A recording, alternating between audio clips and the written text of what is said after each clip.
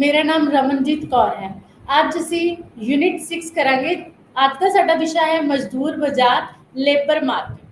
ਜਿਹੜੇ 4 factor of production ਸੀਗੇ, land, labour, capital and entrepreneur. ਇਹ 4 ਫੈਕਟਰਸ ਦੇ ਵਿੱਚੋਂ ਜਿਹੜੀ ਲੇਬਰ ਹੈ, this is a land labour. Labour is a second factor ਜਿਹਦੇ ਜਿਹੜੀ ਆਪਣੀ ਆਊਟਪੁੱਟ ਹੈ ਇਹ ਟੋਟਲੀ ਡਿਪੈਂਡ ਕਰਦੀ ਹੁੰਦੀ ਹੈ ਇਨ ਦਾ ਸ਼ਾਰਟ ਰਨ। ਠੀਕ ਹੈ, ਤਦ ਆਪਾਂ ਪਿਛਲੇ ਯੂਨਿਟਸ ਦੇ ਵਿੱਚ ਕੀ ਕੀਤਾ ਸੀ? ਯੂਨਿਟ 5 ਦੇ ਵਿੱਚ ਇਹ 4 ਜਿਹੜੇ ਫੈਕਟਰ ਆਫ ਪ੍ਰੋਡਕਸ਼ਨ ਸੀ ਇਹਨਾਂ ਦੇ ਬਾਰੇ ਪੜ੍ਹਿਆ ਸੀ ਕਿ what is land, what is labour and capital and entrepreneur. ਸਾਨੂੰ ਪਤਾ ਹੈ ਕਿ ਅਸੀਂ ਮਾਰਕੀਟ ਦੇ ਵਿੱਚ ਜਦੋਂ ਵੀ ਆਪਣੇ ਗੁੱਡਸ ਦੀ ਸਰਵਿਸਿਜ਼ ਦੇਣੀ ਆ, ਆਪਣੇ ਗੁੱਡਸ ਨੂੰ ਸੇਲ ਕਰਨਾ ਹੈ ਕਿਸੇ ਵੀ ਪ੍ਰੋਡਿਊਸਰ ਜਾਂ ਫਰਮ ਨੇ, ਤਾਂ ਉਹਨੂੰ ਉਹਦੀ ਪ੍ਰੋਡਕਸ਼ਨ ਦੇ ਲਈ, ਆਊਟਪੁੱਟ ਦੇ ਲਈ ਜਿਹੜੇ 4 ਫੈਕਟਰ ਆਫ ਪ੍ਰੋਡਕਸ਼ਨ ਨੇ, ਲੈਂਡ, ਲੇਬਰ ਐਂਡ ਕੈਪੀਟਲ, ਇਹਨਾਂ ਨੂੰ ਯੂਜ਼ ਕਰਨਾ ਪੈਂਦਾ ਹੈ। ਠੀਕ ਹੈ, ਤੇ ਇਹਨਾਂ ਦੇ ਬਦਲੇ ਉਹਨਾਂ ਨੂੰ ਪੇਮੈਂਟਸ ਕਰਨੀਆਂ ਪੈਂਦੀਆਂ ਨੇ ਤੇ ਕਾਸਟ ਪੇ ਕਰਨੀ ਪੈਂਦੀ ਹੈ, ਜਿਨ੍ਹਾਂ ਦੇ ਥਰੂ ਕੀ ਕਰ ਸਕਦੇ ਨੇ? ਆਊਟਪੁੱਟ ਕਰ ਸਕਦੇ ਨੇ ਤੇ ਫਿਰ ਉਹ ਆਪਣੀ ਆਊਟਪੁੱਟ ਨੂੰ ਮਾਰਕੀਟ ਦੇ ਵਿੱਚ ਕੀ ਕਰ ਸਕਦੇ ਨੇ? ਸੇਲ ਕਰ ਸਕਦੇ ਨੇ।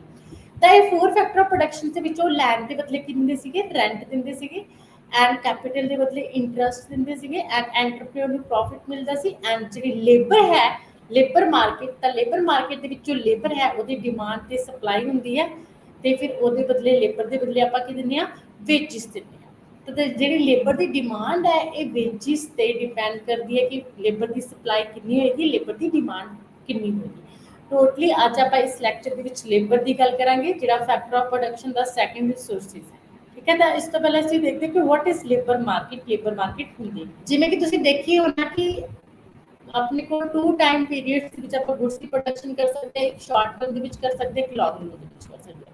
ਲੌਂਗ ਰਨ ਦੇ ਵਿੱਚ ਜਿਹੜੇ 4 ਫੈਕਟਰ ਆਫ ਪ੍ਰੋਡਕਸ਼ਨਸ ਹੁੰਦੇ ਨੇ, ਸਾਰੇ ਫੈਕਟਰਸ ਹੁੰਦੇ ਨੇ ਜਿਨ੍ਹਾਂ ਨੂੰ ਆਪਾਂ ਯੂਜ਼ ਕਰਦੇ ਹਾਂ ਪ੍ਰੋਡਕਸ਼ਨ ਦੇ ਲਈ, ਉਹ ਕੀ ਹੁੰਦੇ ਨੇ? ਵੇਰੀਏਬਲਸ ਹੁੰਦੇ ਨੇ। ਆਪਾਂ ਸਭ ਨੂੰ ਵਧਾ ਘਟਾ ਕੇ ਆਪਣੀ ਜਿਹੜੀ ਹੈ ਆਊਟਪੁੱਟ ਇਨਕਰੀਜ਼ ਕਰ ਸਕਦੇ ਹਾਂ। ਲੇਕਿਨ ਸ਼ਾਰਟ ਰਨ ਦੇ ਵਿੱਚ ਓਨਲੀ ਜਿਹੜੀ ਆਪਣੀ ਆਊਟਪੁੱਟ ਹੈ ਉਹਦਾ ਇਨਕਰੀਜ਼ ਤੇ ਡਿਕਰੀਜ਼ ਕਿਸ ਚੀਜ਼ ਤੇ ਡਿਪੈਂਡ ਕਰਦਾ ਹੈ? ਟੋਟਲੀ ਲੇਬਰ ਤੇ ਡਿਪੈਂਡ ਕਰਦਾ ਹੈ। ਸ਼ਾਰਟ ਰਨ ਦੇ ਵਿੱਚ ਅਗਰ ਆਪਣੇ ਪ੍ਰੋਡਕਸ਼ਨ ਨੂੰ ਇਨਕਰੀਜ਼ ਕਰਨਾ ਹੈ ਜਾਂ ਡਿਕਰੀਜ਼ ਕਰਨਾ ਹੈ ਤਾਂ ਆਪਾਂ ਕੀ ਕਰਦੇ ਹਾਂ? ਪ੍ਰੋਡਕਸ਼ਨ ਨੂੰ ਇਨਕਰੀਜ਼ ਕਰਨ ਦੇ ਲਈ ਜਿਹੜਾ ਵੇਰੀਏਬਲ ਫੈਕਟਰ ਲੇਬਰ ਹੈ ਉਹਦੀ ਜਿਹੜੀ ਡਿਮਾਂਡ ਹੈ ਉਹਨੂੰ ਇਨਕਰੀਜ਼ ਕਰ ਸਕਦੇ ਹਾਂ। ਠੀਕ ਹੈ, ਤਾਂ ਇਸ ਤਰ੍ਹਾਂ ਆਪਣੀ ਆਊਟਪੁੱਟ ਕੀ ਹੋਏਗੀ? ਇਨਕਰੀਜ਼ ਹੋ ਜਾਏਗੀ। ਤਾਂ ਲੇਬਰ ਹੈ ਇਹ ਆਪਣਾ ਵੇਰੀਏਬਲ ਫੈਕਟਰ ਹੈ। ਠੀਕ ਹੈ, ਤੇ ਲੇਬਰ ਮਾਰਕੀਟ ਕੀ ਹੈ? ਲੇਬਰ ਮਾਰਕੀਟ ਹੈ ਜਿਹੜੀ ਉਹਦੇ ਵਿੱਚ ਲੇਬਰ ਪਾਈ ਜਾਂਦੀ ਹੈ, ਮਤਲਬ ਉਹ ਮਾਰਕੀਟ ਜਿਹੜੀ ਲੇਬਰ ਹੈ ਉਹਨੂੰ ਬਾਏ ਕੀਤਾ ਜਾਂਦਾ ਹੈ, ਲੇਬਰ ਦੀ ਸਬਸਿਡੀਜ਼ ਨੂੰ ਲਿੱਤਾ ਜਾਂਦਾ ਹੈ। ਠੀਕ ਹੈ, ਤੇ ਉਹਦੇ ਬਦਲੇ ਕੀ ਦਿੱਤੀਆਂ ਜਾਂਦੀਆਂ ਨੇ? ਵੇਜਿਸ ਦਿੱਤੇ ਜਾਂਦੇ ਨੇ। ਲੇਬਰ ਦੀ ਸਬਸਿਡੀਜ਼ ਨੂੰ ਕਿਉਂ ਲਿੱਤਾ ਜਾਂਦਾ ਹੈ? ਕਿਉਂਕਿ ਲੇਬਰ ਦੇ ਨਾਲ ਹੀ ਜਿਹੜੀ ਆਪਣੀ ਪ੍ਰੋਡਕਸ਼ਨ ਹੈ, ਆਊਟਪੁੱਟ ਹੈ, ਉਹ ਕੀਤੀ ਜਾ ਸਕਦੀ ਹੈ। ਤਾਂ ਲੇਬਰ ਡਿਮਾਂਡ ਦੇ ਵਿੱਚ ਕੀ ਹੁੰਦਾ? ਲੇਬਰ ਦੀ ਸਪਲਾਈ ਹੁੰਦੀ ਹੈ ਤੇ ਲੇਬਰ ਦੀ ਡਿਮਾਂਡ ਹੁੰਦੀ ਹੈ। ਹੁਣ ਲੇਬਰ ਦੀ ਡਿਮਾਂਡ ਕਰਦਾ ਕੌਣ ਹੈ? ਲੇਬਰ ਦੀ ਡਿਮਾਂਡ ਕੌਣ ਕਰਦੇ ਨੇ? ਜਿਨ੍ਹਾਂ ਨੇ ਪ੍ਰੋਡਕਸ਼ਨ ਕਰਨੀ ਹੁੰਦੀ ਹੈ, ਆਊਟਪੁੱਟ ਕਰਨੀ ਹੁੰਦੀ ਹੈ। ਤਾਂ ਲੇਬਰ ਮਾਰਕੀਟ ਦੇ ਵਿੱਚ ਕੀ ਕਰਨਗੇ? ਜਿਹੜੀ ਆਪਣੀ ਪ੍ਰੋਡਕਸ਼ਨ ਕਲਾਸ ਹੈ, ਫਰਮਸ ਨੇ, ਪ੍ਰੋਡਿਊਸਰਸ ਨੇ, ਉਹ ਕੀ ਕਰਨਗੇ? ਲੇਬਰ ਦੀ ਡਿਮਾਂਡ ਕਰਨਗੇ। ਲੇਬਰ ਦੀ ਡਿਮਾਂਡ ਹੁੰਦੀ ਕੀ ਹੈ? ਜਦੋਂ ਉਹ ਅਡਜਸਟ ਵੇਜਿਸ ਤੇ ਜਿਹੜੀਆਂ ਮਾਰਕੀਟ ਦੇ ਵਿੱਚ ਚੱਲ ਰਹੀਆਂ ਹੁੰਦੀਆਂ ਨੇ, ਉਹ ਵੇਜਿਸ ਦੇ ਬਦਲੇ ਕਿਸੇ ਵੀ ਜਿਹੜੀ ਲੇਬਰ ਹੈ ਉਹਦੀ ਡਿਮਾਂਡ ਕਰ ਲੈਂਦੇ ਨੇ ਤੇ ਉਹਦੀ ਲੇਬਰ ਨੂੰ ਲੈ ਲੈਂਦੇ ਨੇ। ਤਾਂ that is called labour demand. And labour supply ਕੌਣ ਕਰਦਾ ਹੈ? ਲੇਬਰ ਸਪਲਾਈ ਹੁੰਦੀ ਹੈ ਜਿਹੜੀ ਹਾਊਸ ਹੋਲਡ ਸੈਕਟਰ ਦੇ ਥਰੂ ਹੁੰਦੀ ਹੈ, ਕਿਉਂਕਿ ਜਿਹੜੇ ਆਪਣੇ ਹਾਊਸ ਹੋਲਡ ਸੈਕਟਰਸ ਨੇ ਉਹਨਾਂ ਦੇ ਵਿੱਚੋਂ ਹੀ ਜਿਹੜੀ ਹੈ labour as a labour work ਕੀਤਾ ਜਾਂਦਾ ਹੈ। ਠੀਕ ਹੈ, ਤਾਂ ਜਿਹੜੀ ਆਪਣੀ ਸਪਲਾਈ ਹੈ ਉਹ ਕੀ ਹੈ? ਹਾਊਸ ਹੋਲਡ ਸੈਕਟਰਸ ਦੇ ਦੁਆਰਾ ਕੀਤੀ ਜਾਂਦੀ ਹੈ। ਤੇ ਜਿਹੜੀ ਮੋਸਟਲੀ ਕਿਸ ਚੀਜ਼ ਤੇ ਡਿਪੈਂਡ ਹੈ? ਵੇਜਿਸ ਤੇ ਡਿਪੈਂਡ ਹੈ। ਤੇ ਜਿਹੜੀ ਲੇਬਰ ਦੀ ਸਪਲਾਈ ਹੈ ਉਸਦਾ ਤੇ ਆਪਣਾ ਜਿਹੜੀ ਵੇਜਿਸ ਹੈ ਉਹਦਾ ਪੋਜ਼ਿਟਿਵ ਰਿਲੇਸ਼ਨ ਹੈ। ਜਿੰਨੀਆਂ ਵੇਜਿਸ ਜ਼ਿਆਦਾ ਹੋਣਗੀਆਂ ਸਪਲਾਈ ਜ਼ਿਆਦਾ ਹੋਏਗੀ, ਜਿੰਨੀਆਂ ਵੇਜਿਸ ਘੱਟ ਹੋਣਗੀਆਂ ਸਪਲਾਈ ਘੱਟ ਹੋਏਗੀ।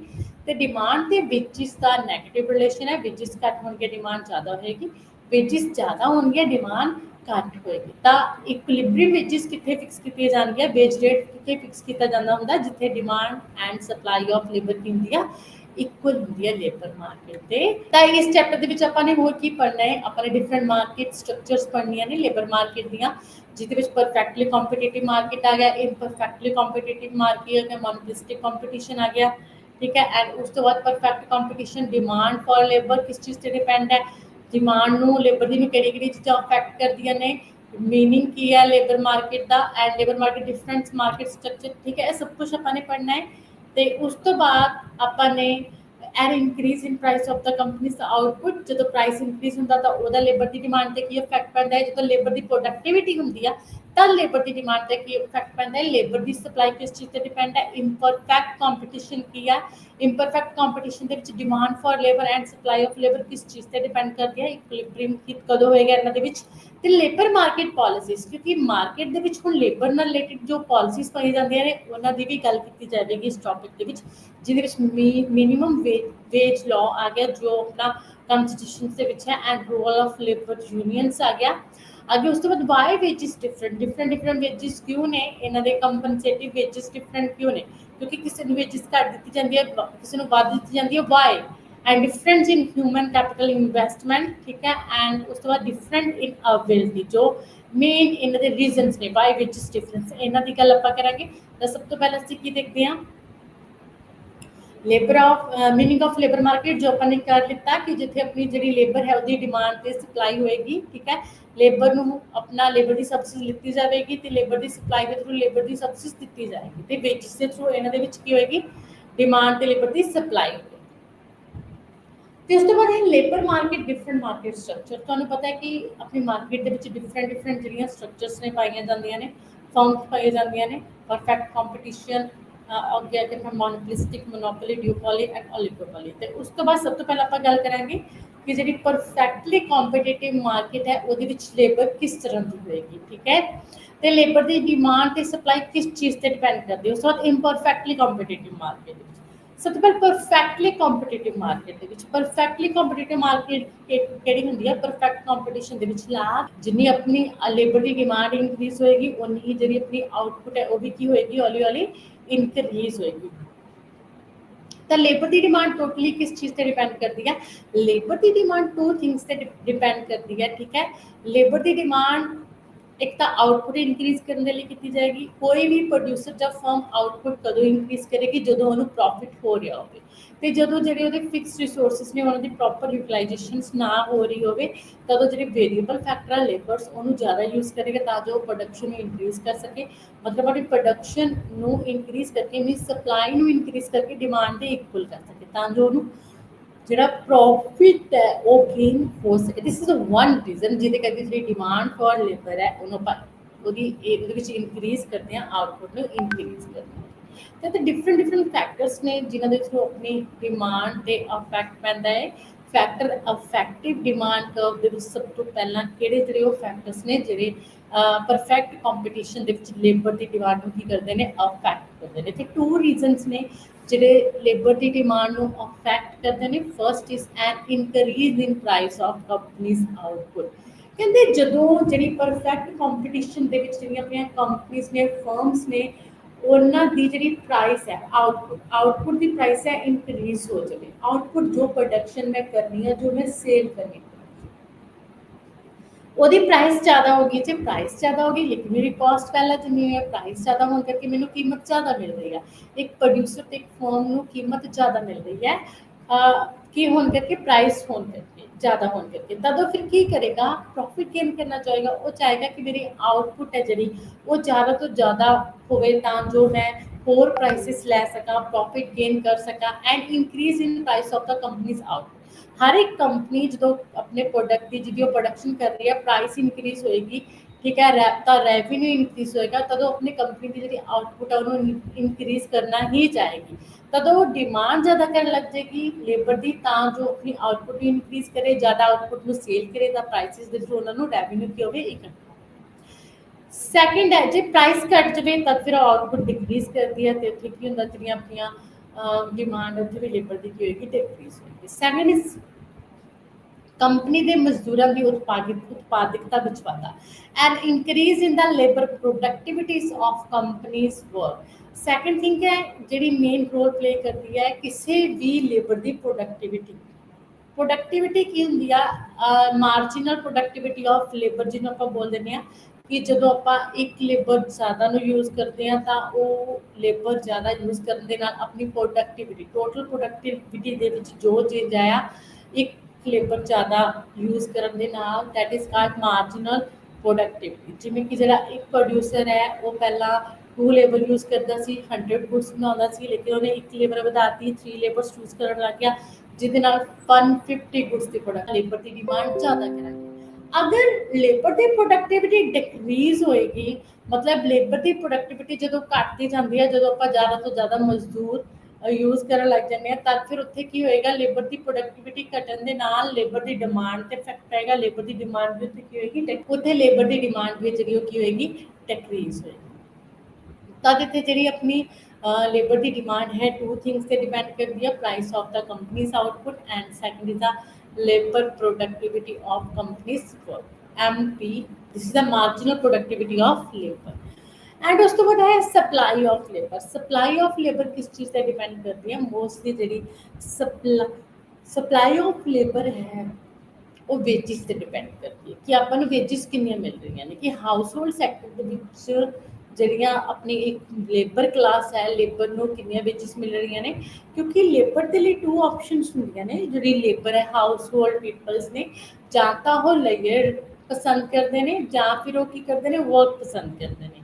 ਤਾਂ ਅਗਰ ਵੇਜਿਸ ਘੱਟ ਮਿਲਦੀਆਂ ਨੇ ਤਦ ਉਹ ਵਰਕ ਤੋਂ ਜ਼ਿਆਦਾ ਲੇਅਰ ਨੂੰ ਪ੍ਰੈਫਰੈਂਸ ਦਿੰਦੇ ਨੇ, ਕਾਫੀ ਸਮਾਂ ਵਿਹਲਾ ਰਹਿਣਾ ਪਸੰਦ ਕਰਦੇ ਨੇ। ਲੇਕਿਨ ਅਗਰ ਉਹਨਾਂ ਨੂੰ ਲੱਗਦਾ ਹੈ ਕਿ ਨਹੀਂ ਮੈਨੂੰ ਵੇਚਿਸ ਜ਼ਿਆਦਾ ਮਿਲ ਰਹੀ ਹੈ, ਤਾਂ ਜਿਹੜਾ ਲੇਅਰ ਟਾਈਮ ਦਾ ਆਪਣਾ ਘਟਾ ਕੇ ਵਰਕ ਦੇ ਵਿੱਚ ਸ਼ਿਫਟ ਕਰਦੇ ਨੇ, ਤਾਂ ਉਹ ਲੇਅਰ ਦੀ ਜਗ੍ਹਾ ਵਿਹਲੇ ਰਹਿਣ ਦੀ ਜਗ੍ਹਾ ਤੇ ਕੀ ਕਰਨਾ ਪਸੰਦ ਕਰਦੇ ਨੇ, ਵਰਕ ਕਰਨਾ ਪਸੰਦ ਕਰਦੇ ਨੇ, ਕਿਉਂਕਿ ਉਹਨਾਂ ਨੂੰ ਵੇਚਿਸ ਕੀ ਮਿਲਦੀਆਂ ਨੇ, ਜ਼ਿਆਦਾ ਮਿਲਦੀਆਂ ਨੇ।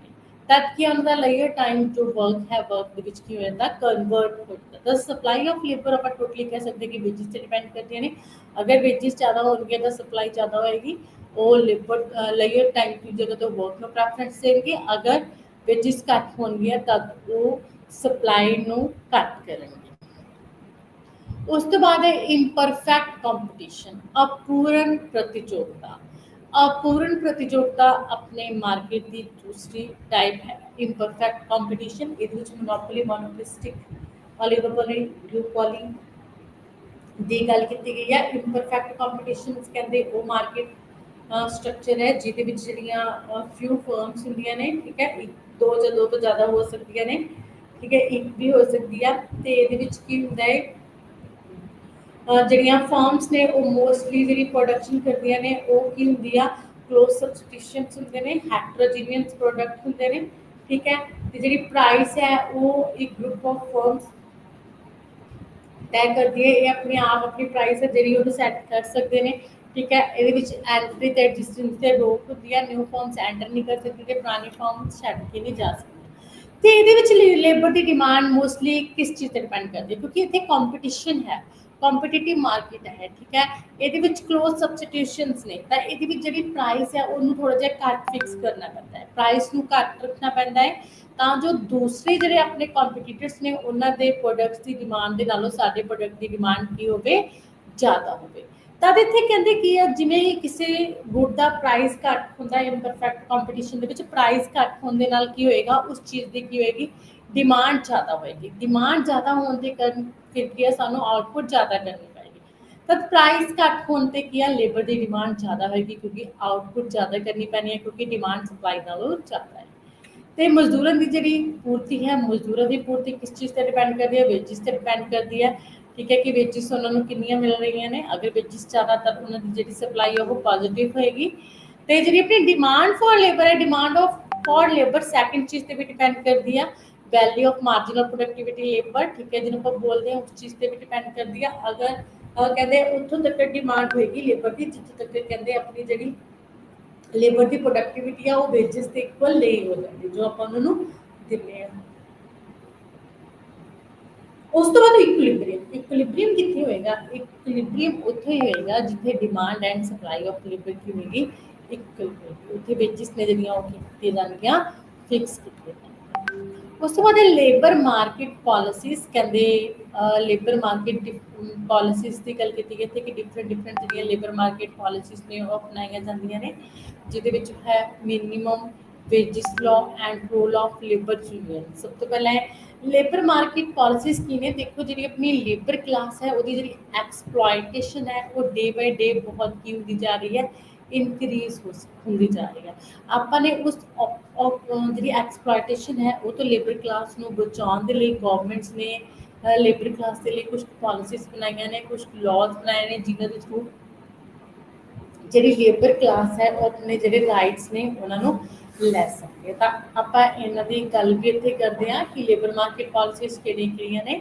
ਸਭ ਤੋਂ ਪਹਿਲਾਂ ਹੈ minimum wages ਲਾਜ਼। Minimum wages law ਬਣਾਇਆ ਗਿਆ ਹੈ ਕਿ ਘੱਟ ਤੋਂ ਘੱਟ ਵੇਤਨ, ਮਤਲਬ ਹਰ ਇੱਕ ਜੋ ਆਪਣਾ ਮਜ਼ਦੂਰ ਹੈ, ਜੋ ਲੇਬਰ ਹੈ, ਉਹਦੇ ਲਈ ਇੱਕ ਵੇਜਿਸ ਫਿਕਸ ਕੀਤੇ ਗਈਆਂ ਨੇ ਗਵਰਨਮੈਂਟ ਦੇ ਵੱਲੋਂ ਕਿ ਉਹਨਾਂ ਵੇਜਿਸ 'ਤੇ ਹੀ ਹਰ ਇੱਕ ਬੰਦਾ ਕੰਮ ਕਰੇਗਾ। ਅਗਰ ਕੋਈ ਵਿਅਕਤੀ, ਕੋਈ ਫਰਮ, ਕੋਈ ਪ੍ਰੋਡਿਊਸਰਸ ਉਹਨਾਂ ਨੂੰ ਉਸ ਵੇਜਿਸ ਤੋਂ ਪੈਸੇ ਘੱਟ ਦੇਣ ਲਈ ਤਿਆਰ ਹੈ ਤਾਂ ਉਹ ਆਪਣੇ ਰਾਈਟਸ ਦੇ ਲਈ ਅੱਗੇ ਆ ਸਕਦੇ ਨੇ, ਤਾਂ ਉਸ ਵੇਜਿਸ 'ਤੇ ਉਹ ਕੰਮ ਨਹੀਂ ਕਰਨਗੇ। ਤਦ ਇਹ ਜਿਹੜੇ ਮਿਨੀਮਮ ਵੇਜਿਸ ਨੇ ਇਹਨਾਂ ਬਾਰੇ ਉਹਨਾਂ ਨੂੰ ਪਤਾ ਹੁੰਦਾ ਹੈ। ਠੀਕ ਹੈ, ਜਿਵੇਂ ਕਿ ਤੁਸੀਂ ਦੇਖੀਏ ਕਿ ਹੁਣ ਵੇਜਿਸ ਨੇ ਜੋ 400 500 ਚੱਲ ਰਹੀਆਂ ਨੇ, ਤਾਂ ਇਸ ਤੋਂ ਅਗਰ ਘੱਟ ਕੋਈ ਵੀ ਜਿਹੜਾ ਪਰਸਨ ਹੈ ਜੋ ਡਿਮਾਂਡ ਕਰ ਰਿਹਾ ਲੇਬਰ ਦੀ ਡਿਮਾਂਡ ਇਹਨਾਂ ਵਿੱਚ ਇਸ ਤੋਂ ਘੱਟ ਪ੍ਰਾਈਸ 'ਤੇ ਕਰਨਾ ਚਾਹੁੰਦਾ ਹੈ ਤਾਂ ਉਹਦੇ ਲਈ ਜੋ ਆਪਣੀਆਂ ਲੇਬਰ ਕਲਾਸ ਹੈ ਉਹ ਕੰਮ ਕਰਨ ਦੇ ਲਈ ਤਿਆਰ ਨਹੀਂ ਹੁੰਦੀ, ਉਹ ਮਨਾ ਕਰ ਦਿੰਦੀ। ਤਦ ਵੀ ਮਿਨੀਮਮ ਵੇਜਿਸ ਲਾਅ ਹੈ ਜਿਹੜਾ, ਉਹ ਜਿਹੜੀ ਲੇਬਰ ਕਲਾਸ ਹੈ ਉਹਨੂੰ ਉਹਦੀ ਐਕਸਪਲੋਇਟੇਸ਼ਨ ਤੋਂ ਬਚਾਉਣ ਦੇ ਲਈ ਕੀ ਹੈ ਬਣਾਇਆ ਗਿਆ। ਉਸ ਤੋਂ ਬਾਅਦ ਹੈ role of labour union. Role of labour unions ਦੇ ਵਿੱਚ ਕੀ ਆ, ਜਿਹੜੀਆਂ ਆਪਣੀਆਂ ਲੇਬਰ ਯੂਨੀਅਨਸ ਨੇ, ਟ੍ਰੇਡ ਯੂਨੀਅਨਸ ਨੇ ਜਿਹੜੀਆਂ, ਉਹ ਕੀ ਕਰਦੀਆਂ ਨੇ ਆਪਣੇ ਰਾਈਟਸ ਦੇ ਲਈ, ਆਪਣੇ ਆਪ ਨੂੰ ਐਕਸਪਲੋਇਟੇਸ਼ਨਸ ਤੋਂ ਵੀ ਬਚਾਉਣ ਦੇ ਲਈ ਇਕੱਠੇ ਹੋ ਕੇ ਜਿਹੜੀਆਂ ਮਿਨੀਮਮ ਵੇਜਿਸ ਨੇ ਉਹਨਾਂ ਦੀ ਡਿਮਾਂਡ ਕਰਦੀਆਂ ਨੇ। ਠੀਕ ਹੈ, ਉਹ ਕਹਿੰਦੇ ਨੇ ਕਿ ਸਾਡੀ ਇੱਕ ਵੇਤਨ ਸਾਨੂੰ ਦਿੱਤਾ ਜਾਵੇ, ਜਿਵੇਂ ਕਿ ਇਹ ਟ੍ਰੇਡ ਯੂਨੀਅਨਸ ਦੇ ਵਿੱਚ ਹੈ ਜਾਂ ਲਾਅਜ਼ ਦੇ ਵਿੱਚ ਕੀ ਲਿਖਿਆ ਹੈ ਕਿ ਆਪਾਂ ਨੇ ਬਾਲ ਮਜ਼ਦੂਰੀ ਨਹੀਂ ਕਰਵਾਉਣੀ, 18 ਸਾਲ ਤੋਂ ਘੱਟ ਉਮਰ ਦੇ ਬੱਚੇ ਤੋਂ ਕੰਮ ਨਹੀਂ ਕਰਵਾਉਣਾ।